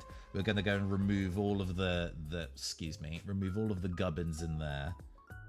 So we can like properly slide this head on. That would be very cool. The focus is all over the place. Goodness me. How close do we need to be before you're in view? Yeah, that'd be very neat looking. Very regal for such a comedic kind of body. Let me also change the focus again so I don't have to wiggle as much. There we go, that's better. Better still. Okay. So yeah, we were looking at this War Machine head. We have this head from Lab Masu Games. A bit big, maybe. Yeah, no, that feels comically large. We don't want to have something that large. That might be a little awkward. This kind of asymmetric Cyberpunk head is the right size. I guess we're just going to have to hold them next to each other and see the scale that way, right? This head is tiny. The original head is teeny tiny. It's even smaller than this one, and this is in a non-heroic scale. This is what I would call like a 25 to 23 millimeter scale, like head. And this is larger than the default one it came with, so it might actually be a little tricky to find something human that would fit, right? We may have to intentionally go in the inhuman direction to make it kind of sit better. That doesn't go with the heart. The ribbon on the collar, that feels like a bit of a mismatch. You think these things are easy, and then you poke at them and they're never as straightforward as you initially thought they were. Similarly, this head I think is a little too serious. You know, you want something light-hearted that would go in there. Okay, back to the drawing board a little bit. Definitely like this one. Experimenting with that as an idea. This fits, but it's maybe even a little too big. This would probably be comically large in this kind of head. I mean, it's very emotive. You would definitely be able to see what the head is about from a distance. And I guess it being a robot head means you can kind of live with the idea of it being larger than it's supposed to be. So that might be an option. Oh, and then we have this kind of like a little... this is maybe too horror. Too horror focused. We want something more cheerful and smiley than this. Okay. There were also some heads in here that we looked at and was like, ooh, yes, maybe. Let's throw these. Well, let's not throw them in there just yet. Let's put those to the side as the ones we don't want. What heads did I throw in here that could be of interest?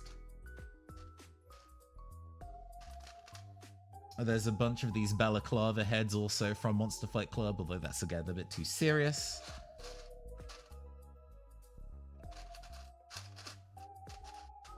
Spoiled for choice. I might use one of these speaker pieces actually, so let's put that to the side.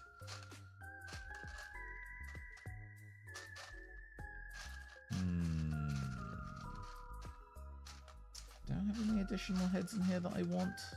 No? No, we don't want the cultist hood. That's not going to do it. Just a lot of me going, But such is the process, you know. You gotta think these things through. But okay. we will get the box of tricks open and put these to the side. I guess I won't put them back until we've fully decided on the one we want. But let's continue digging in our sci-fi themed ones. We have these. That's pretty interesting. I quite like that.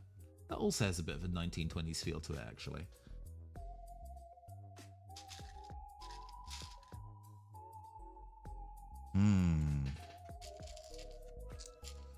So tell me, chat, do you do much kit bashing yourself?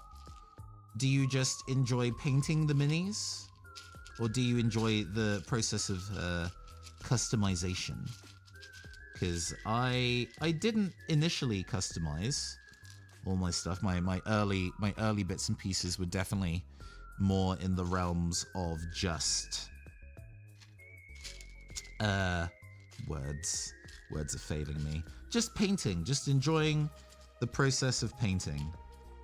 But once I started to experiment with the idea of doing bigger customizations and like kit bashing things fully from scratch, that, I don't know, it made my brain go brr.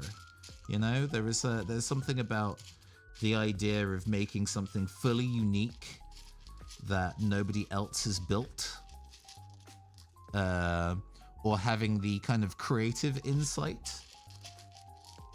to do a combination that no one else would think of, that I think is really exciting. We could even go with an Escher head. We did look at Eschers earlier and that didn't pan out, so maybe this is the moment for them to shine. Almost done fiddling and diddling around. There's also this, that's interesting. But yeah, the process of specifically finding new ways to explore with the bits and pieces that I've got. Because I started out with a very modest collection of miniature pieces, of like bits specifically. And they definitely rapidly expanded as I realized how fun the process of making custom miniatures is.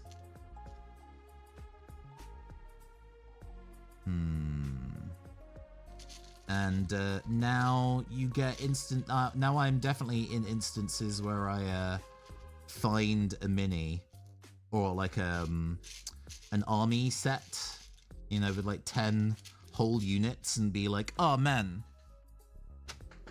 this has a couple of arms that I think are cool. And then you buy the whole thing because you want the cool arms. And it kind of goes all over the place. So it's an interesting back and forth. I'm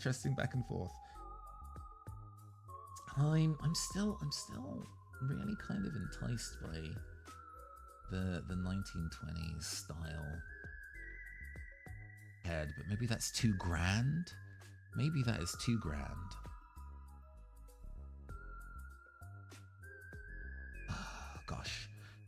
It's one of those things. It's like maybe once it's harmonized in terms of color, it would come across and work really well. Because the jumpsuit is very. If I had a character with a pompadour, if I had a pompadour piece, that would be perfect. This works actually very well. It's just freaky enough, you know? Strong contender. Yeah, no, I would love an afro hairstyle here if I can do so, because I think this makes me think of Janelle Monáe a little bit. That maybe it's the style of the shoes with the spats, but it makes me think of like EP Arcandroid era Janelle Monáe, who, you know, was in the kind of like black and white suit, very Caleb Calloway kind of energy, and maintaining that would be quite cool. Having something that has that jazzy energy to it would be very nice. Oh, this head is also pretty neat. Oh, I like the lightning bolt in the hair. That's pretty cool. This is a strong... This is also strong. I also like this a lot. I think this is a pretty good... A good fit, and I wouldn't even need to do too much fucking around to get it to fit properly. Oh, okay. These two are now the strongest contenders. I think this is cool. I will have to use it for something else. And I don't think the other ones that I've kind of pulled are like fancy, fabulous enough for what I envision. I also found apparently in my collection this kind of like strange looking wire hair, like a hair that is actually cables kind of thing. This feels very Fifth Element to me. Like it's an AI. I would need to give it a neck. I would need to give it a neck. This looks actually kind of spooky. I don't like this. No, that's not the one. All right.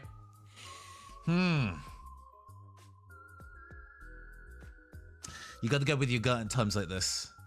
I was very excited by the lightning bolt front bang.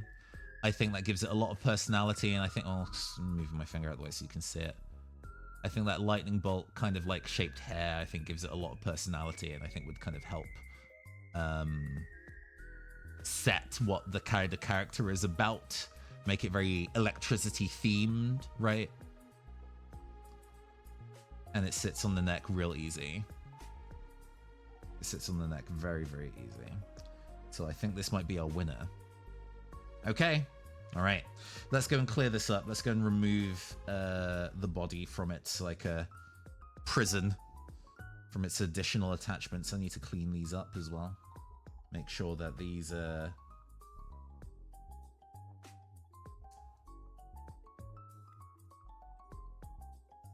extra bits of flash are properly removed. Or that is the term for them, flash. Okay.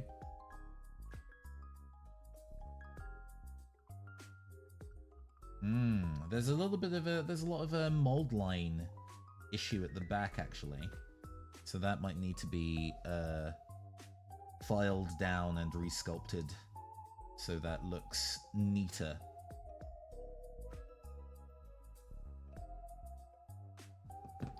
See, there's a lot of oh, there's an entire missing part of her back there. That is a bit of a misprint, but we still actually have a lot of green stuff left, and it's not fully solidified, so we can use some of this to fill in that gap.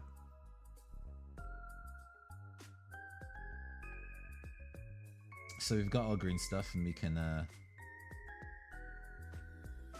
push it into the gap that needs filling,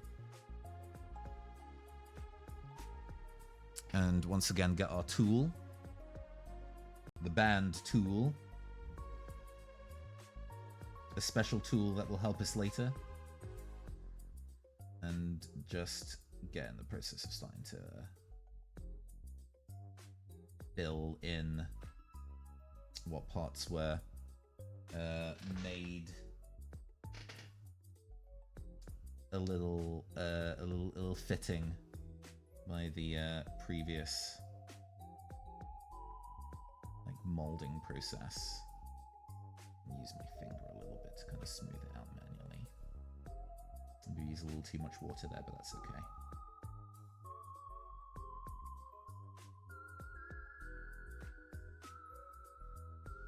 It means that we'll probably be doing filing after the fact.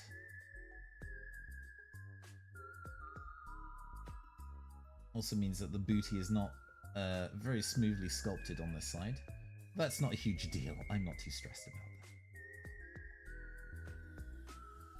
that. Yeah. Being able to use green stuff to kind of fill in errors and do gap filling is been immediately very useful. Even in my limited experience using it so far, it has been very good for that kind of thing. We're gonna just wick away the excess there. Getting green stuff all over my fingers, but that is okay. It's part and parcel of the process.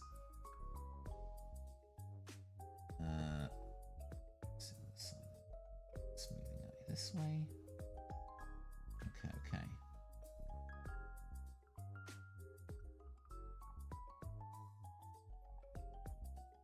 I guess we want to taper down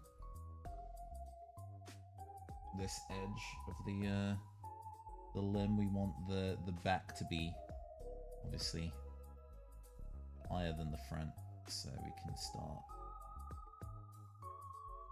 more aggressively sculpting it like this, moving some of that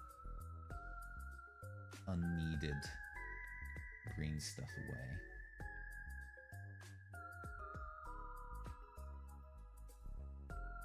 Yeah, it's much slimmer now. Can we see that? It feels slimmer now.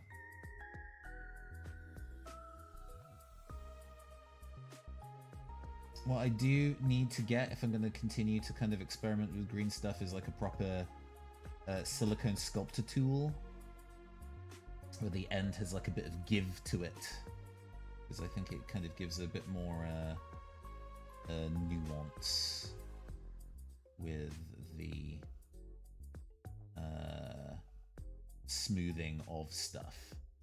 But for now, that can do quite well, because hey, I can always sand that down by hand later, or file it down with a scalpel later to be able to fill in that gap properly. But okay, we filled in the booty.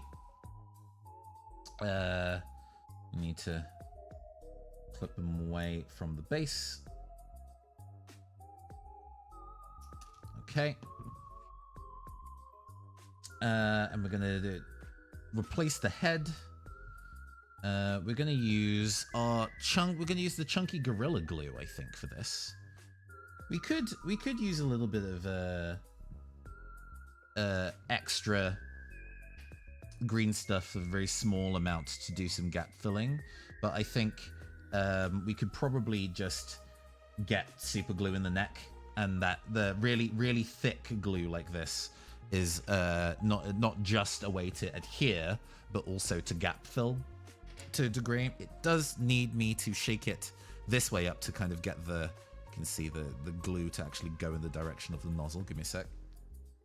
Couple of shakes. Okay. Does require a little bit of care to make sure I'm only pushing a small amount into where the neck is. It's not a very nuanced nozzle. You only need a small amount. So you can see how sticky it is. It almost forms like a peak. Almost like it's a gel. Well, I mean, it says it's a gel. Super glue gel. It does the thing it says it does.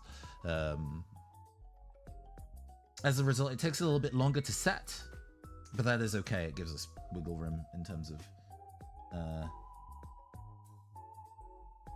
making sure we get it right. Oh. It would also help, though, if I actually held the thing in place properly.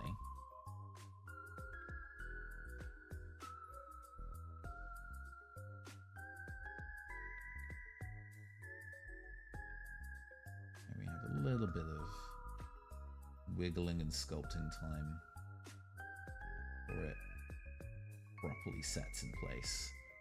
But I think this angle is pretty cute. That looks good. I like that. Okay. Yeah. Nice. Because this is just a head swap and not a very complicated thing to do, let's have a look at some of the basic materials we can give them.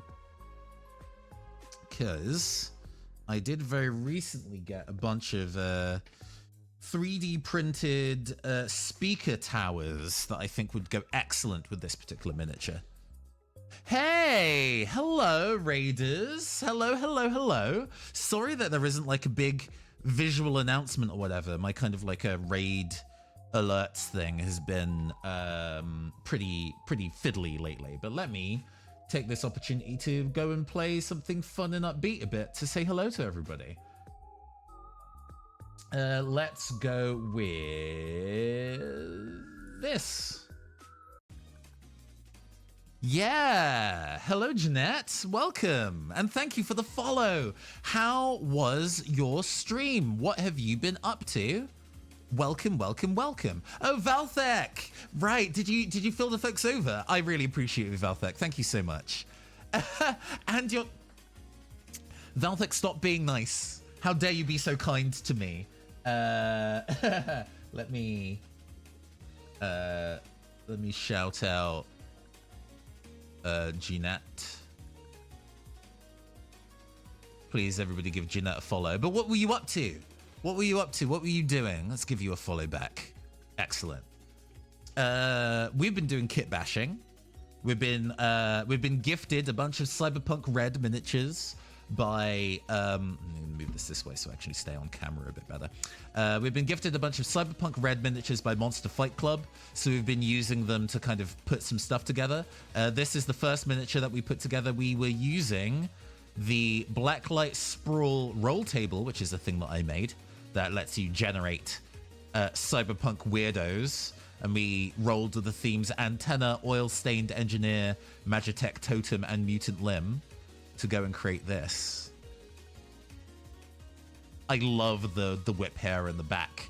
That was a suggestion by a viewer, actually. Alex Astronautalis suggested that the mutant limb could be the antenna. Frustrating for the first 2.5 hours because I was doing some Danish papercraft, and apparently you need to be taught that at a young age. And I painted a quick crocodile art card to get rid of frustration. I mean, definitely sorry that you were frustrated for 2.5 hours. That's a lot of work. But I'm glad you were able to go and do something that you enjoyed at the end. That's rad. And thank you. This came out really, really well. One of the things that they sent was kind of like a game show interviewer body. And I was like, I love that. We need to swap the head out with something else.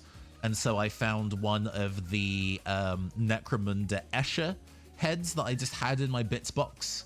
I really like the lightning bolt front bang, and I think that fits really well with the theming here. I could definitely see there'd be like a lightning themed TV personality. I guess I'm just thinking of Iono from Pokemon Scarlet and Violet, but yeah.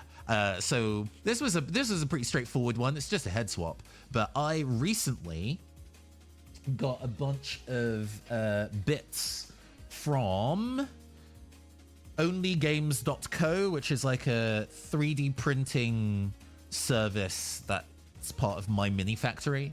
And yeah, it was a bunch of like 3D printed speaker tower terrain bits. And I think we can use one of them and also add that to the base as a bit of like additional stuff.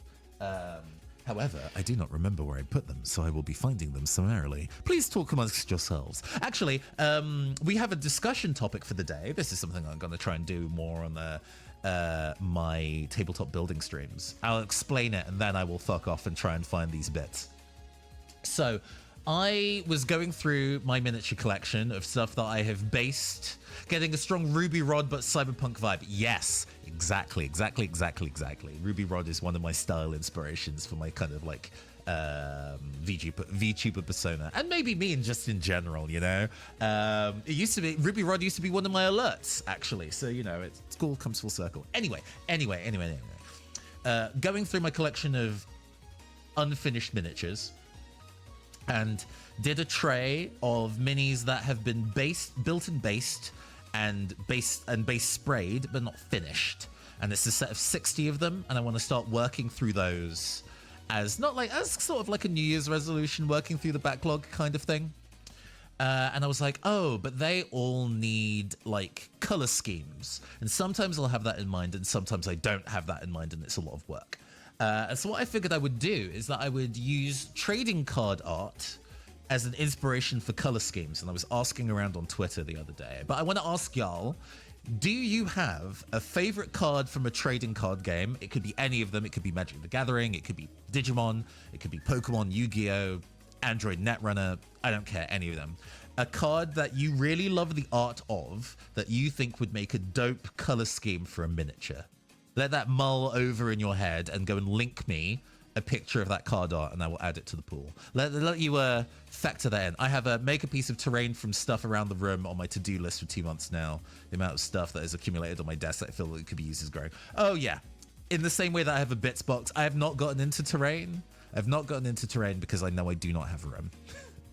I've recently bought like those kind of like flat pack fold out style terrain pieces so I can at least put them away. But yes, I challenge y'all, while I go and find these Speaker Tower basing bits, go think of a trading card art that you love and go post a link to it in the chat. I would really appreciate it. Thank you so much. Right, rummaging. Rummaging!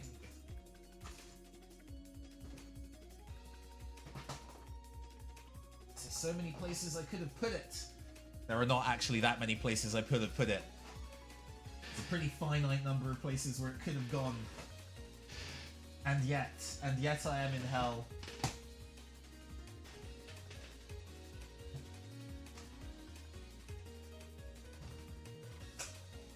There's only so many bits box one person can have. Blah. Stretching. Okay. Because, where did I put them? Did I put them in there, maybe? Are they in here? This might be all paperwork. That's paperwork bits. Man, this is embarrassing. Oh, thank you. Thank you, Gina. I'll have a look at that in just a second. Continue to talk amongst yourselves. This is very silly. I should probably edit this in post when I'm done with the stream. When I'm watching the VOD back, I need to edit all this out so it's not just me looking away from the camera for 5,000 years. Where on earth did I put them? Rummaging.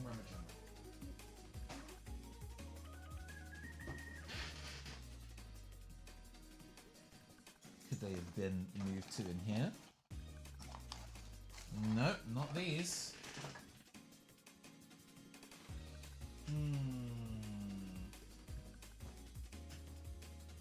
Were they moved to here? I mean, this is a box with bits in it, but I don't think the right bits box. No, it's not. Okay. Were they? I'm gonna have to tidy all this up later. This is so silly.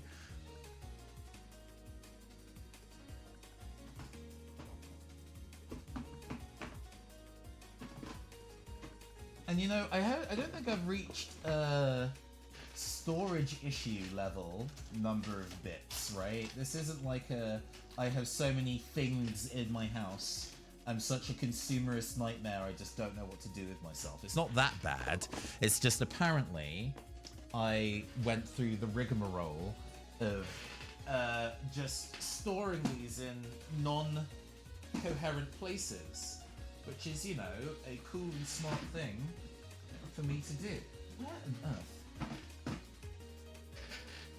Are they just in my regular bits boxes, but I didn't see them?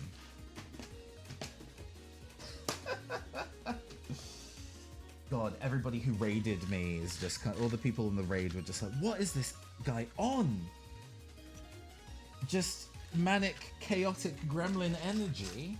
But as far as I understand, people enjoy that kind of, ooh, a Netrunner card. Good call. Good call. Into that.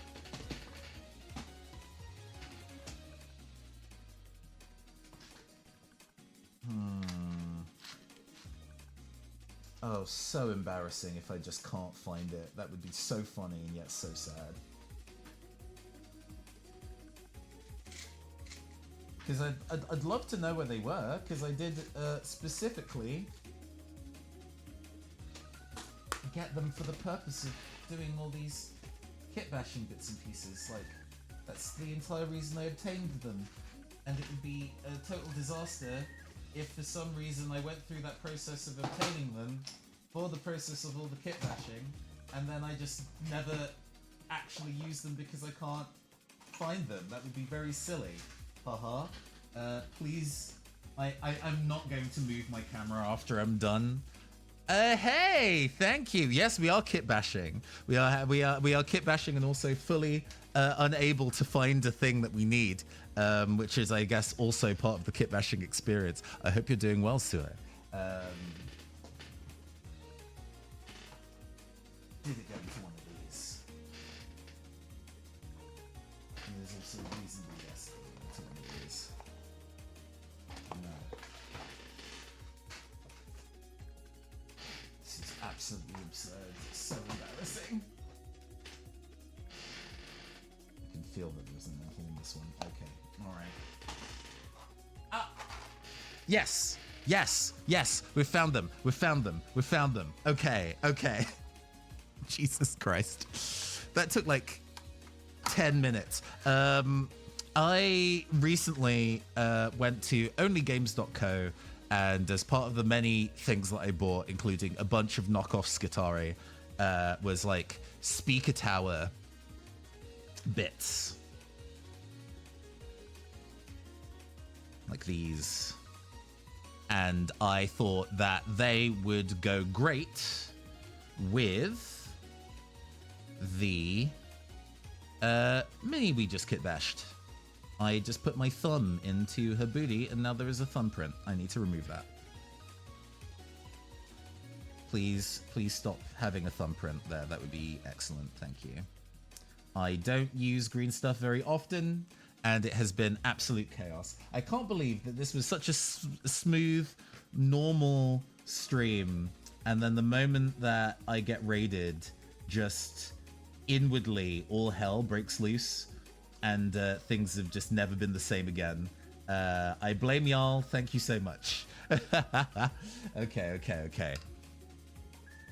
Right, so we have an assortment of these. So let's get all of these out on the table.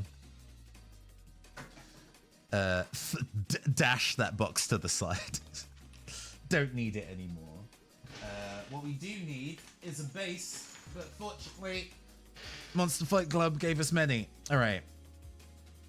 So what I'm gonna go and do is that we're gonna go and kind of test fit where we want stuff, right?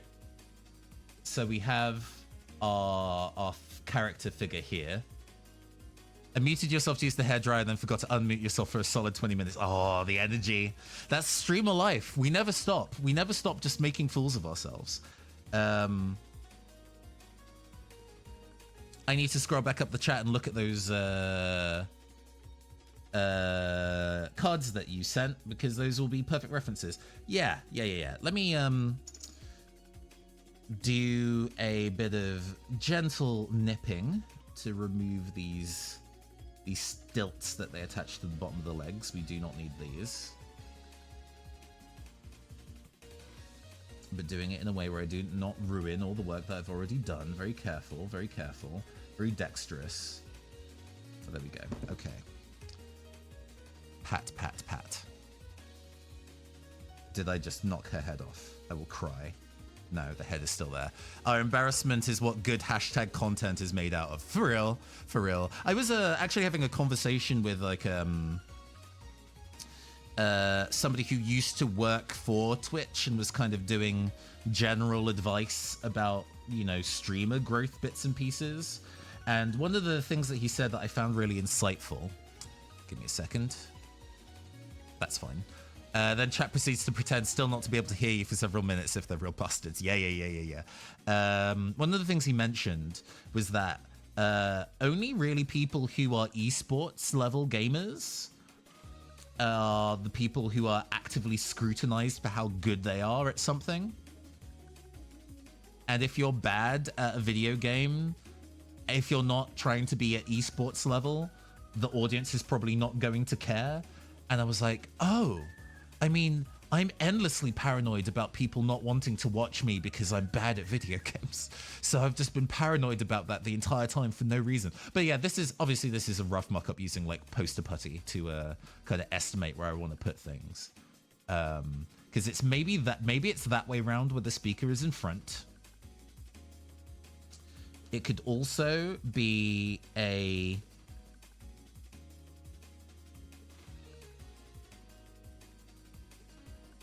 the character is in front, and then there is like a speaker off to the back to kind of offset, like it's a more of a 3D radial piece.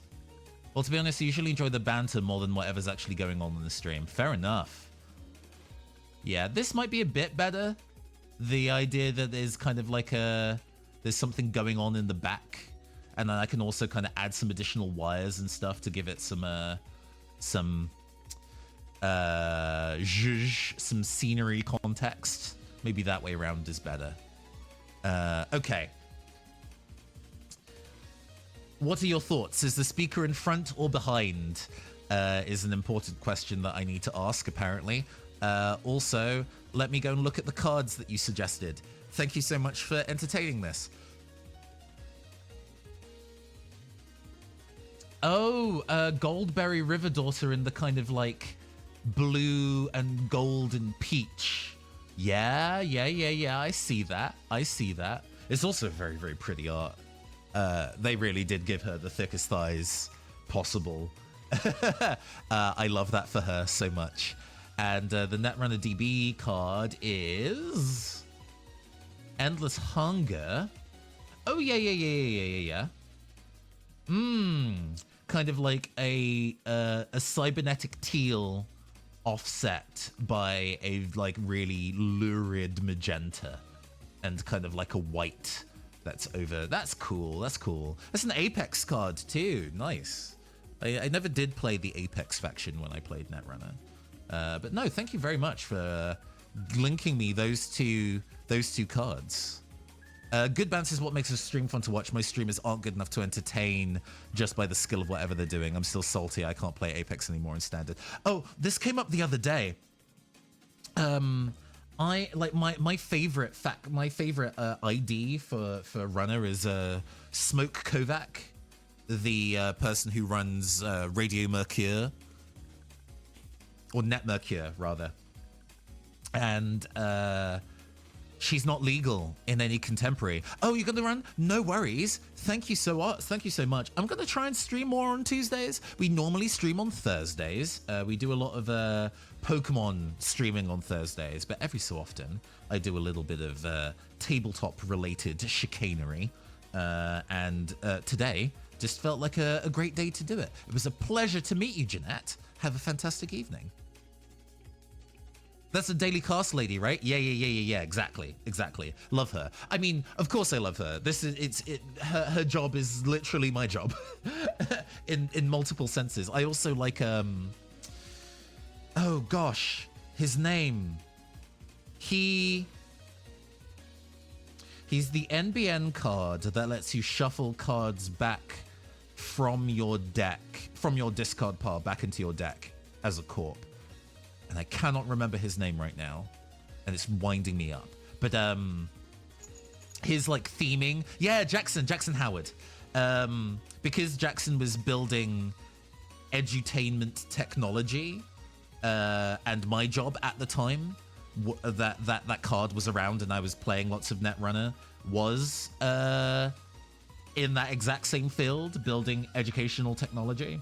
So Jackson Howard was like my favorite card for ages because it's just like, oh, it's me. I'm also working for a mega corporation, and my feelings about that are complicated. It would also make for a very good color scheme. I will also add that to the list. I have put my thumb in the green stuff again. My life is hell.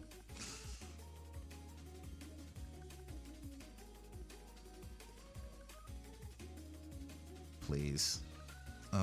She has not very even footing, I see.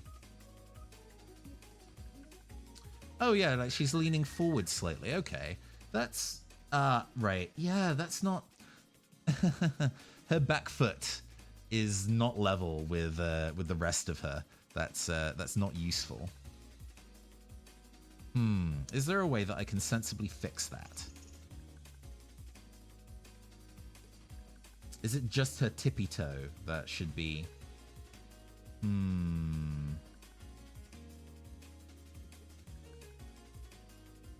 Okay, alright, okay. And again, I'm putting my thumb into the green stuff. Chaos. Right. Nathan, calm down. Nathan, calm down.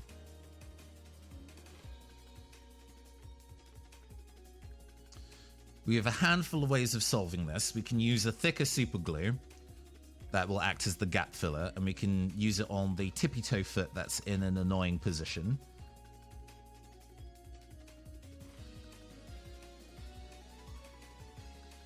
Yeah, we'll definitely add Jackson Howard as one of the potentials as a card art that could inform a color scheme, because I think it would do very well.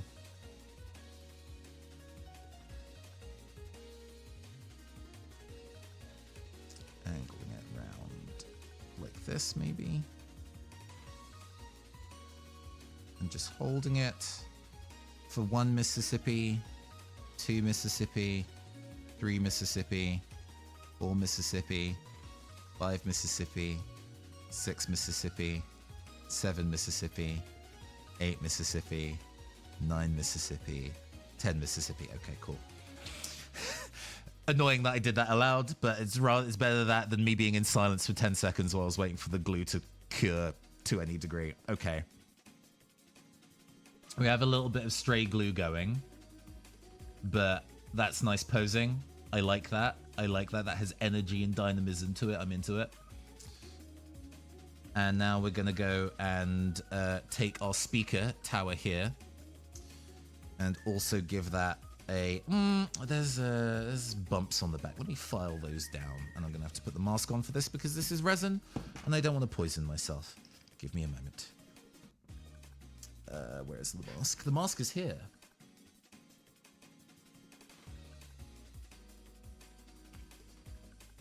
All right, now I have a mask on. I'm ready to commit crimes. I'm fully anonymous now. Crimes against art, that is. Ho ho.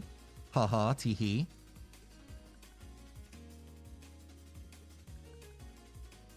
Okay, that's removed some of the bumps there, so that'll probably sit a little better.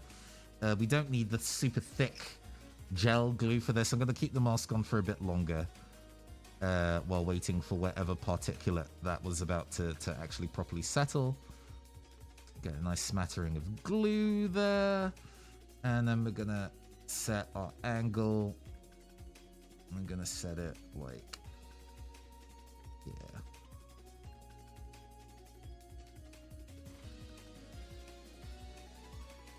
So we've got our speaker tower and our interviewer. Maybe a little arson as a treat? I mean, you know me so well. Tee-hee. Let me go and get that tab open for the Jackson Howard. Man, Jackson Howard's card is so good. Love him so much. I can't believe he was banned at one point. Well, I can't believe he was banned at one point, but, you know. Limited to a one-of, rather. And we have a hashtag deserved. No! He's such a precious bean! There's a novella about him, I believe, actually, which kind of goes into a bit more detail about why he's, you know, nobody at any of the corps should be trusted. But yes. Looks good. Looks good. Love this. All right, how long have we been going? 2.5. We might try and build one more. This one might be a bit tricky. I did want to go and poke at Blade here. A anime cat girl kid on rollerblades. I really like the legs of this. I think they'd be fun to put on another thing. And kind of deciding what the rest of the body would be. because we could remove the head and everything. It might be interesting to just fully remove the torso and switch the torso out for something else. Okay, we're probably good now. Blah. Let's switch up the vibe again as well, actually. Whew.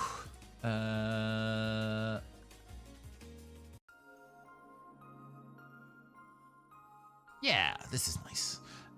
Yeah, deciding on what we might want to do. Is the best being and he deserved the ban? Too good, just too good. Even the new version is probably on the too good side of things. Yeah. I mean, like, it did really feel for a while that having graveyard recursion as a corp was kind of necessary for how aggressive some of the Crim and Anarch graveyard harassing strats could do, right? You know, the ability for them to kind of chew through your graveyard was also in its own way a little bit oppressive, but I can understand why they had to limit him. But no, Smoke was one of my favorite IDs. And the fact that she's just not usable in any format that people currently play now makes me really sad. Just like, oh, cool. One of the things that I loved about this game, I just can't use. And so few of the new cards really spark the kind of like, I don't know, setting imagination that the FFG run had, which is a mean thing to say. You know, this is all like run by fans now who are doing their very best to kind of keep a game alive, but it stings a little bit that they made them, they should keep the IDs evergreen in some way. I agree. If the IDs remained evergreen, that'd be nice. There are probably not enough stealth cards in the modern pool for Smoke to be useful, but I like her. It's just that nobody plays anything Go, so we'll never actually be able to use the deck that has her like ever again. But oh, wow. Okay, let's go explore our box of tricks one last time and see if we can find an interesting torso that we can mash up with this to make something cool and new. Because this kid is a kid. This is a shorter character than the other kind of Cyberpunk Red minis. So she is, even if she was standing up straight, shorter than other minis. But then that just means that I might be able to use torsos from a different scale with her. A thing worth looking into. This might shake out that we do a bunch of poking around and like don't find the right thing, but it's worth trying.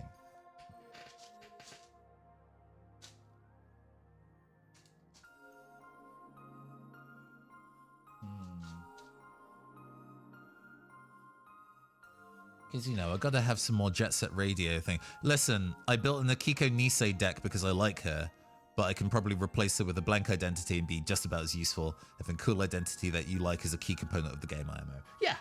Yeah. And functional reprints are not necessarily the same thing. Like, they could do I guess because all the named characters are essentially copyrighted, they couldn't just print a second Smoke that would work. They would have to name her something different. But, you know, even if it's not a functional reprint, I would love a Smoke-like character that I could play again. Smoke-like character. What? She's giving me, like, smoke.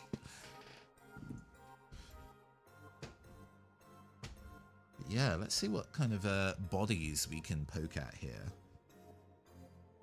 That's one of the pools we have in here are bodies. What was this that I cut the oh, this is one of the Dungeons and Dragons frameworks minis. Like the rogue.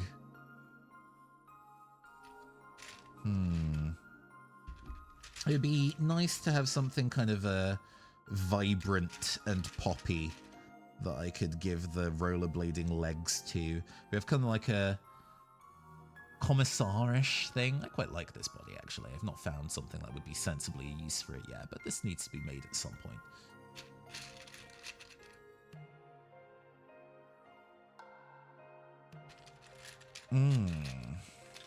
We have a lot of Stargrave style bodies. I don't know if they are, or maybe Null Signal Games doesn't care. They reprinted Kit and Ayla. True. Those were specifically cards that were in the old sets that have been revived specifically for. So maybe it's fine. Maybe they could just reprint Smoke. I also like this secret agent body. The secret agent body is great. Gives me, it's very 70s. In other words, give us Smoke back, you cowards. You know what I'm saying. You know what I am saying. Yeah, maybe this isn't a full torso replacement. Although, no, they are human legs and not robo legs. I was like, can I replace it with a cool robot body? But she is definitely wearing trousers. So a robot body might not make too much sense. We probably would need to actually find a sensible thing to replace the torso with. Oh man, this is harder than expected. This could also just be a matter of replacing her arm with something else. You know, there's those kinds of kit bashes too, right? Not all kit bashes need to be a elaborate multi-limb replacement deal. I can just replace the single missing arm with a cool different thing. That would also be allowed.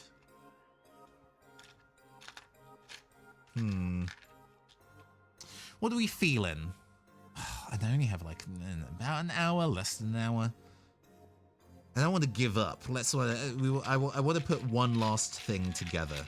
So maybe it is an arm replacement. Not this. This is a two-hander.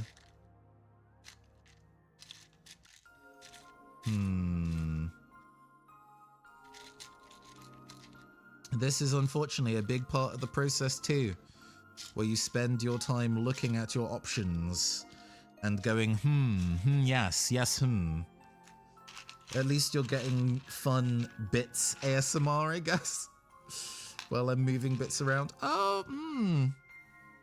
Would a demonette torso do it? That'd be pretty interesting. Let's close this for a moment while we entertain that option. How are we looking at in terms of size? They are roughly the same height. I would have to do a lot of aggressive green stuffing to get the legs and stuff to fit on the body. But that's pretty cool. I guess the corsetry probably wouldn't line up with the streetwear trousers, but that's an interesting thing to consider. I kind of like this as an idea. The side effect of having such personality-full... Oh, there was also this, doing a head swap of the clown to something that I think would be more interesting to have than the bozo head was also a thing, and that's probably an easy one to do. That's one we should consider doing today. Okay.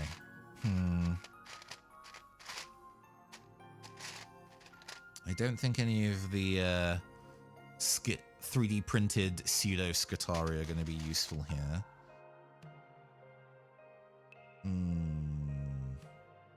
We have these Clockwork Angels bodies that are so tall and Bayonetta-like. That's definitely not the right scale. I wouldn't be able to get away with that at all. There is even just, actually, the possibility, the gumption, the goop, the gall of replacing the arm with a different kind of like weapon of a kind. That would be pretty interesting. We have like a chainsword. We have like a bass guitar, the Slaneshi themed bass guitar. Where is her sword arm? It is in here somewhere.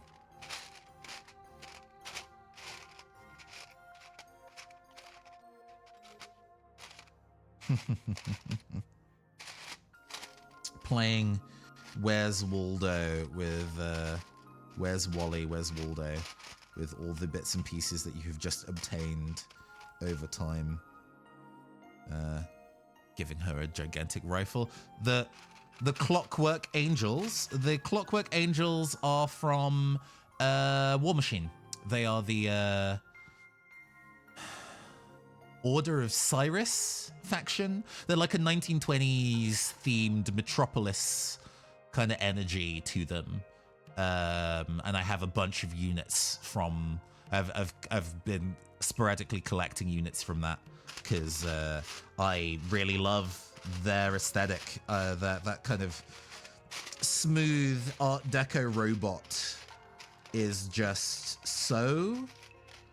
me, I guess. It's just not gritty. You know, I do have a soft spot for there's her sword. For models that could be considered fashionable. So normally she the attachment point of this is a little off. But let me remove this bit of flash because I don't think that is what is supposed to be there. Let's get rid of that. Normally, this lady has her she's kind of like got the katana held behind her while she's skating, right?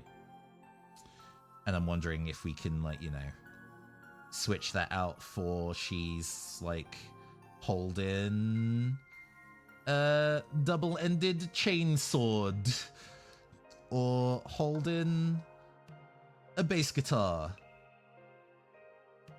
You know, actually that would be, it's almost it's pretty much the same length actually. That might map pretty nicely onto it. That would be an interesting replacement. The bass guitar is a pretty enticing proposition. Kind of want to change out the head though. Changing the weapon and the head. Maybe with like a robot head. Make it feel very Bomb Rush Cyberpunk.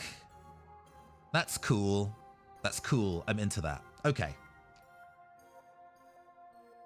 We have resolved a new solution for what we're building here. Let's get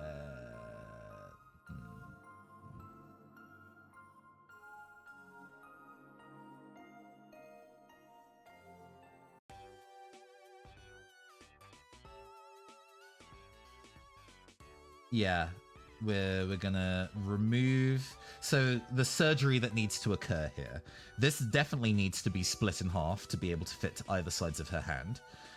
We need to decide if she's which way round she's holding the guitar, whether she is holding it this way round or this way round. If she's holding it this way, what does that kind of do for her silhouette? Because she's already holding the guitar behind. She's already holding this behind. And it'd be like this. And it'd be kind of... Yeah, you probably want this side out. You probably want this side out. Okay. Right. This is going to be interesting. We can sort of cheat and not worry about the headstock. Yeah. Alright. So you gotta be bold to make these decisions. We're gonna just... Well, we need to be bold, and then immediately hesitates. I don't want to cut off her fingers. I mean, we can cut this in multiple stages, but if I do it clean, then it means I can use the sword again. Let me do it this way.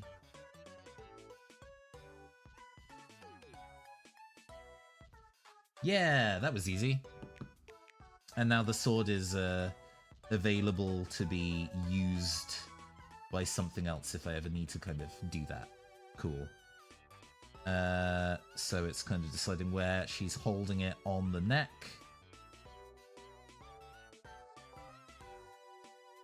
And this part of the back of the hand is going to be too fiddly to salvage. So we're just going to have to just cut that away. I think we might do this with a cutting knife instead. Depends.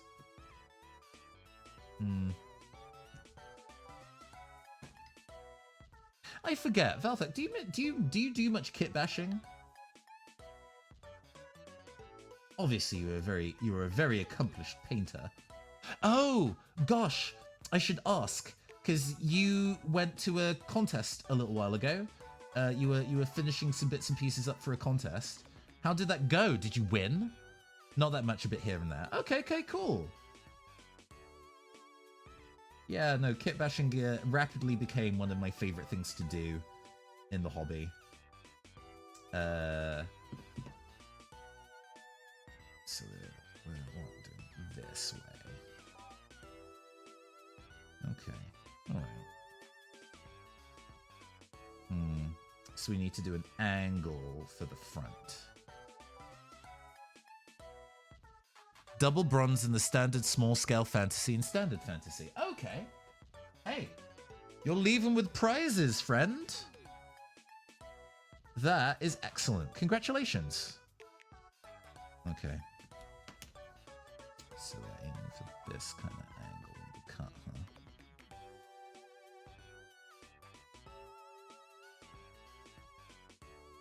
Working for that kind of angle in the cut. That looks reasonable to me. We're just making sure that the angle of the cut makes sense. Hell yeah. You can only go up from here. You're going to be taking that gold in fucking no time.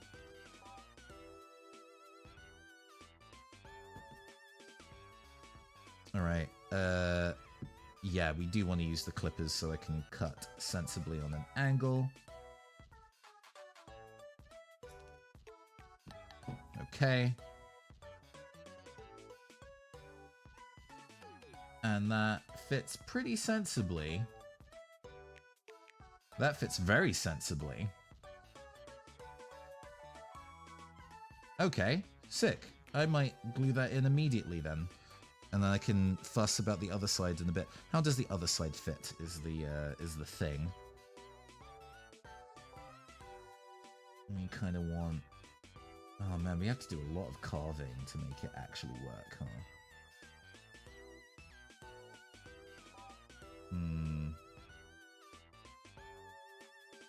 Okay.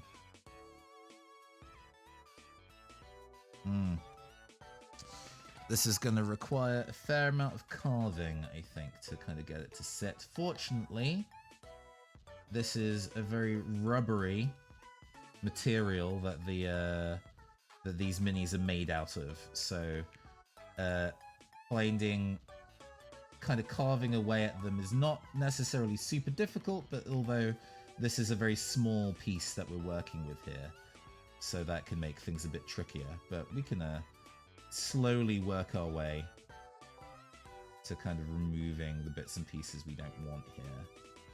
At the very least, I can cheat and not worry about the headstock, because the visual is all going to be about this handle here. In fact, we'll glue this and then work on the head while this dries. That makes sense to me. Okay, so we're gonna... Of course, I decided to do the most complex kit bash last while I'm tired. This is fine, though. This is fine. We are professionals. Okay.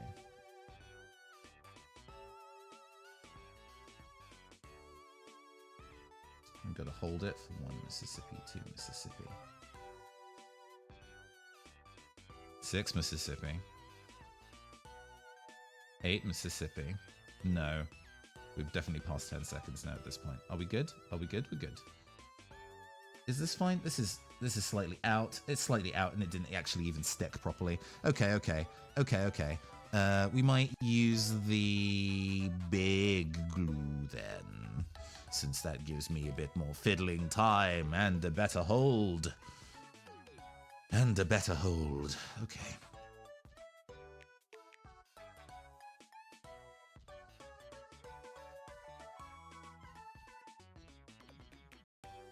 Plans that are easy until they stop being easy.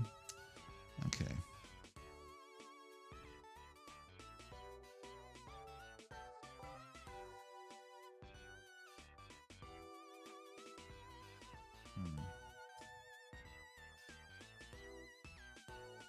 That is a better hold, I think.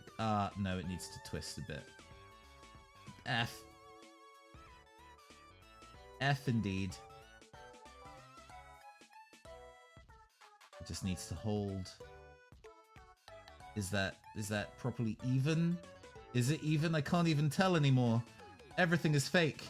Nothing is real. Does this make sense? For her arm, I can check. At this point, I can still break it back off if it's bad. Ugh.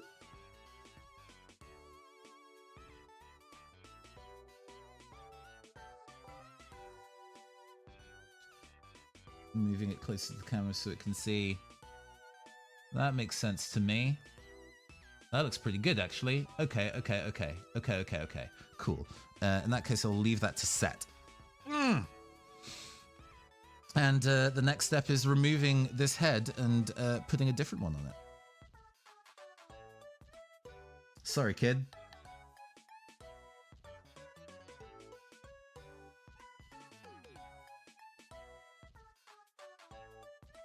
At least sawing it through isn't too difficult. They say, fully unprepared for how difficult it was about to be. Oh, okay, that wasn't so bad. Yeah, okay. Head removed. Head gone. You gotta head to bed. No worries. Good night, and thank you for hanging with us. Pleasant dreams. I will catch you soon. So with the head removed, we are going to replace it with, I think this one? I quite like this one. Yeah. We need to see by how much by.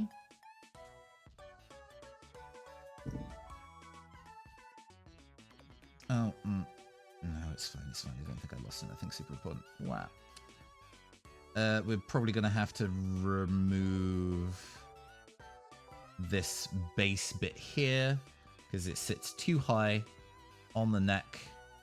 But I do like the shape of this at the very least. I like the shape of this a lot. So we'll shave it down.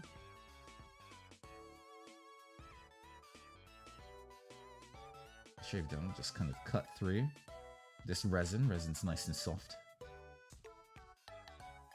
Slice through that. Easy.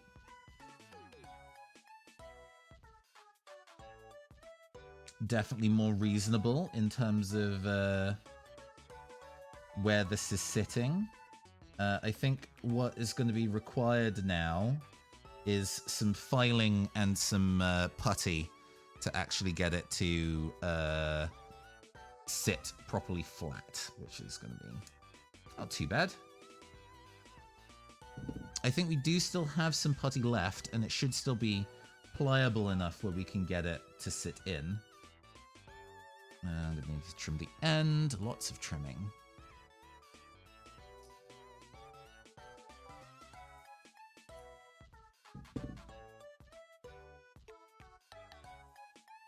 Sitting like this. Yeah. Not bad.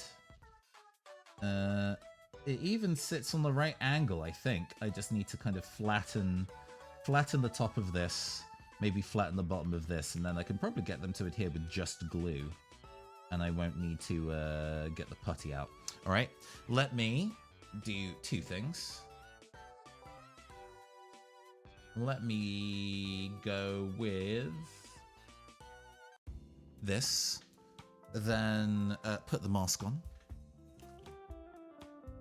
Crime mode activated.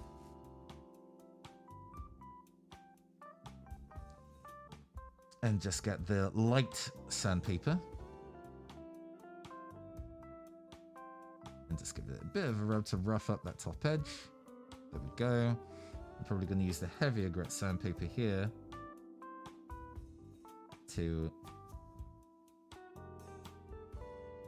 get this a bit more smooth and ready to take the glue. I'll probably use the heavy duty glue for this one actually. Okay, that looks good. The fact that we kept the shoulder on that edge is actually very useful. All right.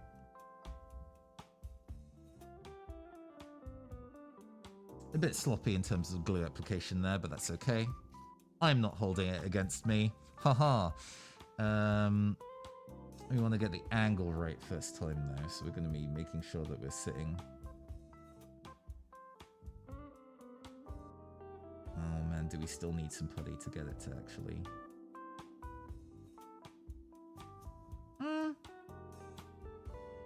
That actually sits pretty good. It's not too far forward. It kind of looks like it's maybe a person wearing a bubble helmet, which is pretty cool. That's interesting as a thing. Okay, okay. All right, I'm pretty happy with that. Let me put you in this so you don't go anywhere.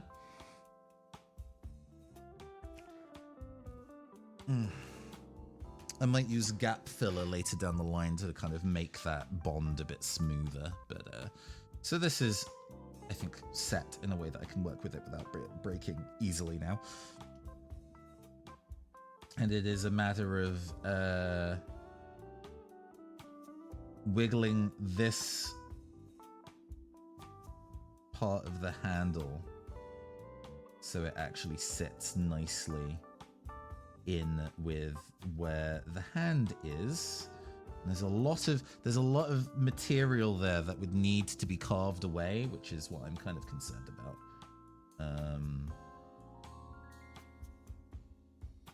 Finding a way that can be done without just immediately breaking what I've already done.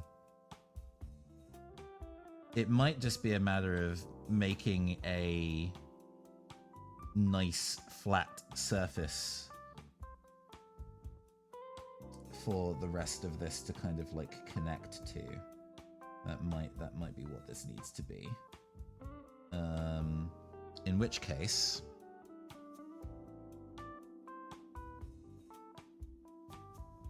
very smooth, like low angle here. It's probably going to be this kind of break.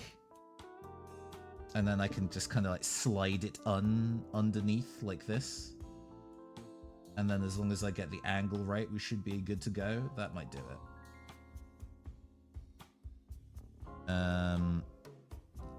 It's just a matter now of just removing the remaining plastic there so it feels like it's going to connect smoothly.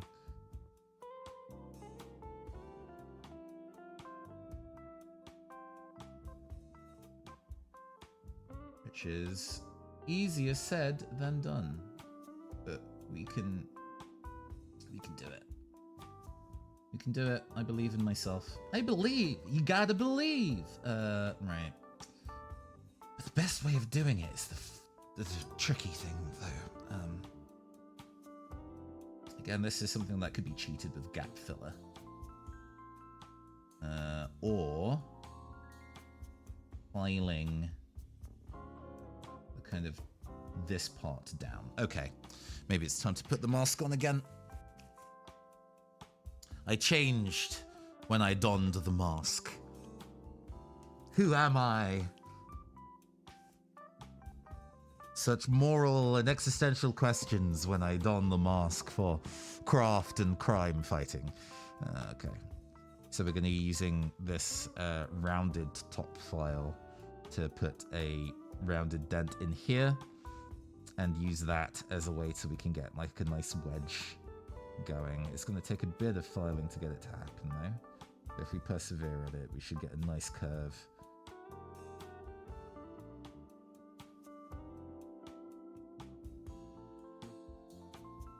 This kind of thing is all very imprecise. But, you know, at the end of the day, as long as the end result looks sensible and nice, it don't really matter that if you got to it in a weird way, right? Checking the curve of that. That's not really curved at all. I might be able to do it easier with the knife. Kind of curving, or cutting away from the body would be an excellent idea for myself. Specifically doing this kind of curved motion to try and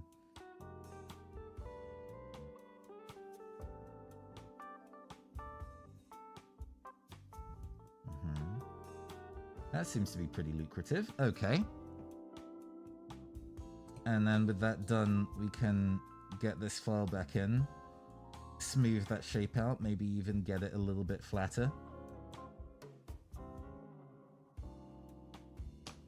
And now we have, can we see that there is a curve to that wedge now? Yeah? All right. And now we dry fit. That fits almost perfectly, actually. Fuck yeah. Oh my god. Okay.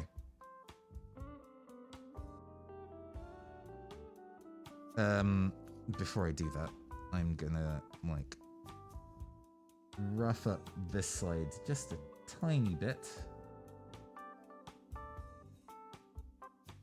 Just a tiny bit with the file. Cool. Being able to rough up the surface makes it easier to adhere with the glue.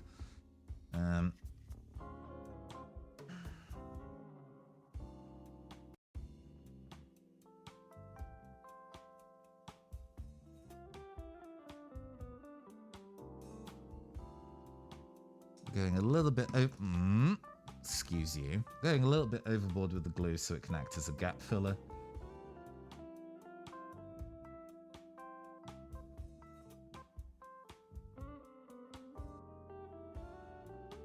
Oh, did I do that the right way up? I did do that the right way up. I just need it to actually set. That'd be good for me. You see?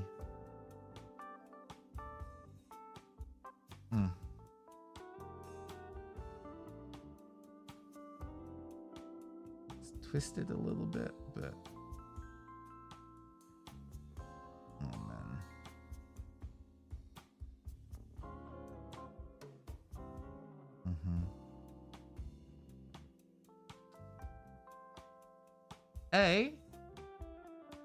Not bad. It's not perfectly straight.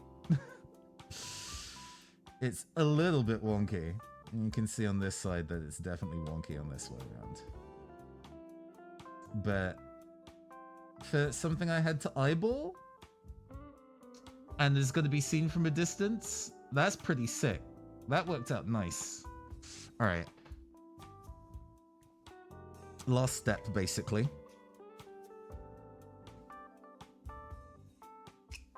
You're going to take the light super glue.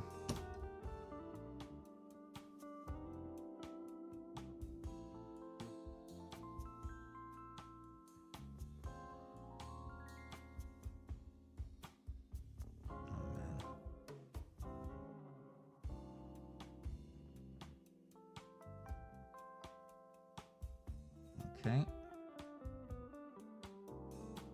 I might need a little bit on this end as well, just to make sure it properly adheres. There we go. Close that. And then we're going to have to hold this for a while just to make sure it fully sets in place. But,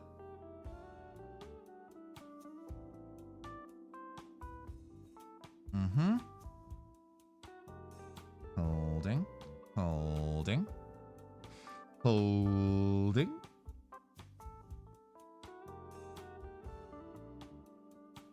I'm very confident about this turning out nicely. Yeah, and it even sits in a way where it doesn't, like, it's not getting in the way of her back or anything. That's really nice. Okay. I will need to file the bottom of this, I think, to get it to fit right. Oh, that's not... For this angle, it makes it look really jagged. And I broke it. And I broke it. And I broke it. It's fine. It's fine. It can be re-adhered. I just needed to hold it for longer than the time I left it for. Resin can be difficult to get to stick.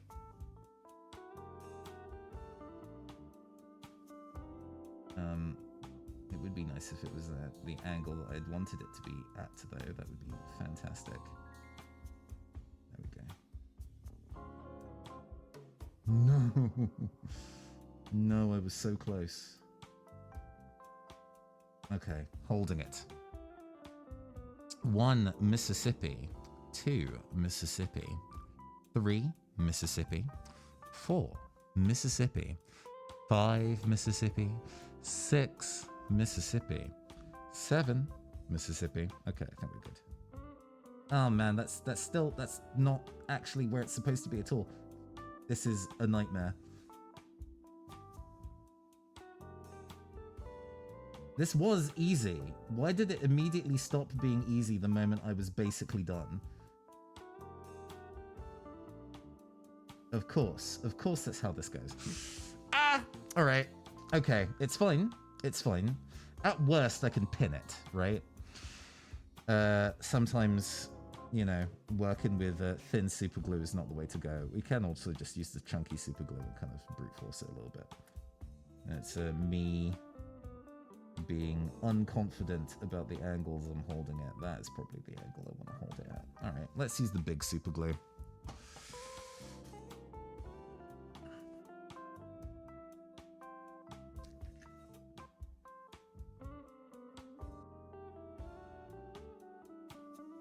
There we go. Having to get out the big guns at such a late stage is, you know, it is what it is. But it's better that than just fiddling with it forever and never actually getting it where it needs to be. It is sliding around like nobody's business there, because there is multiple layers of glue in the way. It's just kind of making sure that it's not too horrendously misaligned is the deal. This may have to be a thinner pin, which would be very sad. Okay. Let's actually just take our time for a change. Let's just hold it there and not wiggle it too much.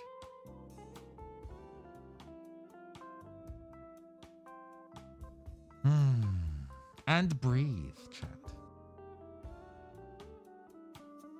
And breathe.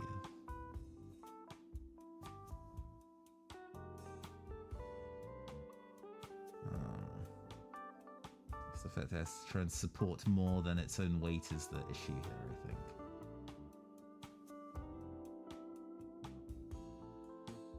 Also being able to breathe on the glue to dry it would be nice, but I have my mask on, so I can't. Oh no.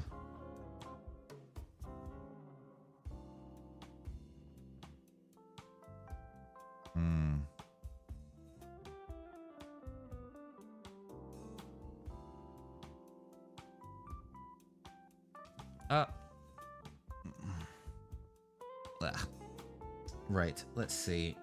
Is the bond good all the way around? The bond is a little weak in the back, but that's fine. Once that like cures, that will hold that in place okay, so that's not a huge deal. More than anything else,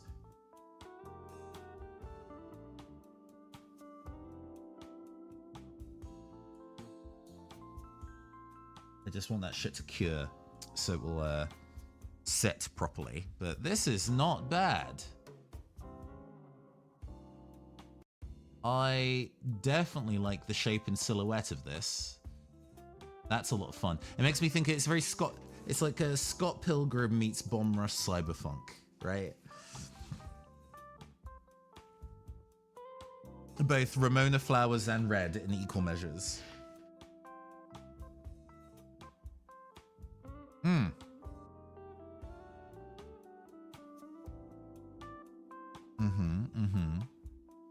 That back is a little messy. I will have to smooth that out or like sand it to get it to feel like that sits coherently.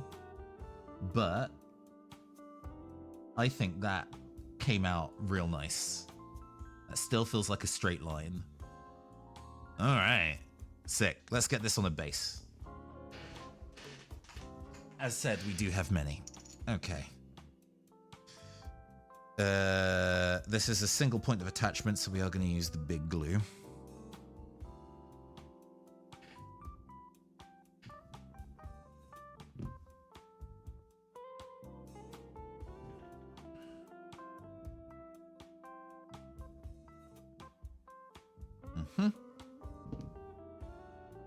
Okay.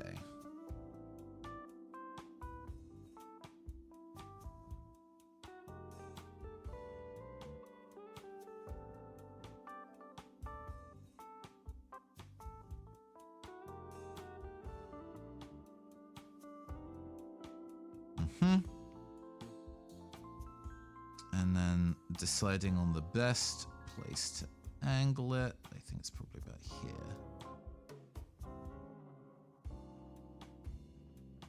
On the base. On the buttery biscuit base.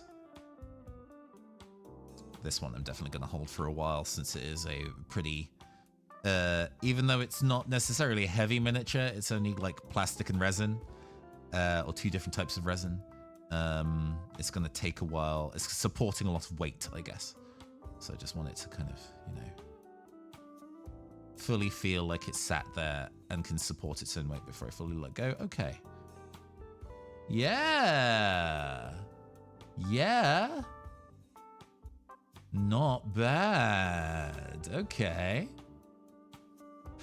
Leading to three minis we have in the end. We have our mutant wastelander.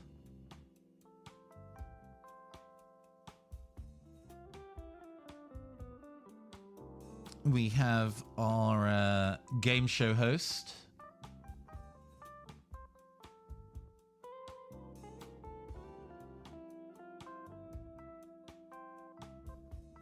And we have our bass guitar skater.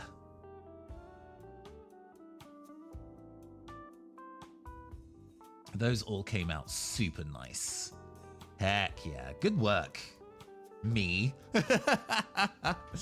Didn't mean to frame it like that. But I'm happy with what we turned up today. I think this is a solid effort made, a solid collection of pieces. Let's move back to big screen. Oh, we still have the disembodied head, but I can use this now in a different kitbash. That's nice. Cool. Let's do this and this. All right.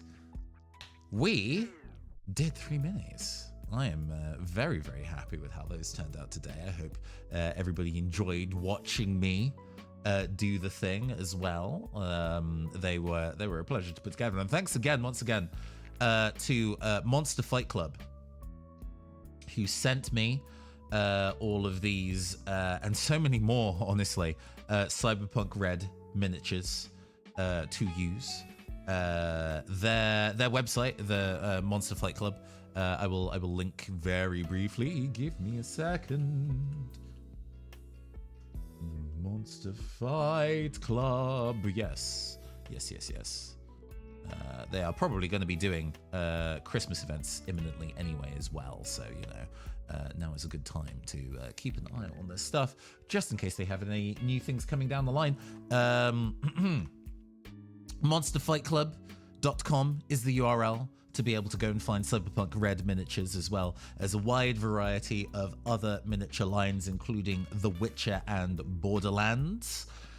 There is also, in addition to the Cyberpunk Red RPG miniatures, which is what we were working with today, there is also a skirmish game, Cyberpunk Red Combat Zone. The miniatures between the two things are compatible, and there are some of the minis in the Combat Zone packs that are essentially repackages of the RPG miniatures line. So if you are looking for a skirmish squad that works entirely out of the box, go and look at the Combat Zone miniatures and you can use them in the RPG and vice versa.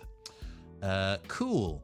If you are interested in the finer details behind how we made this one today, but how we made our mutant, we used the Blacklight Sprawl roll table, which is a thing that I designed to help you have prompts for kitbashing your cyberpunk miniatures. You can get it from down here, the doobly-doo, sixofspades.itch.io. I am also posting a link directly to it in the chat, sixofspades.itch.io/the Blacklight Sprawl. You can actually obtain it directly for free, but you can also throw some ducats to me if you would be so kind. I would appreciate that, thank you. And that is all we have time for today. We did just over 3 hours, which is a good hustle for a creative stream. Let's see who we can pass the love on to today. We have... yeah, we can pass things over to Woolly Versus, who is currently in the middle of playing Baldur's Gate 3. We're going to go ahead and do that. I have been your androgynous... Actually, let's get the raid thing going first before I go and say stuff like that. That would be a good plan. There we go. We have that going. Right. The raid is imminent. I have been your androgynous android game show host from the future, Nathan Blades. This has been the New Uncusted Twitch channel, and I will see you all very soon. We'll see you on Thursday for more Pokemon Scarlet and Violet, the Teal Mask DLC. Until then, peace.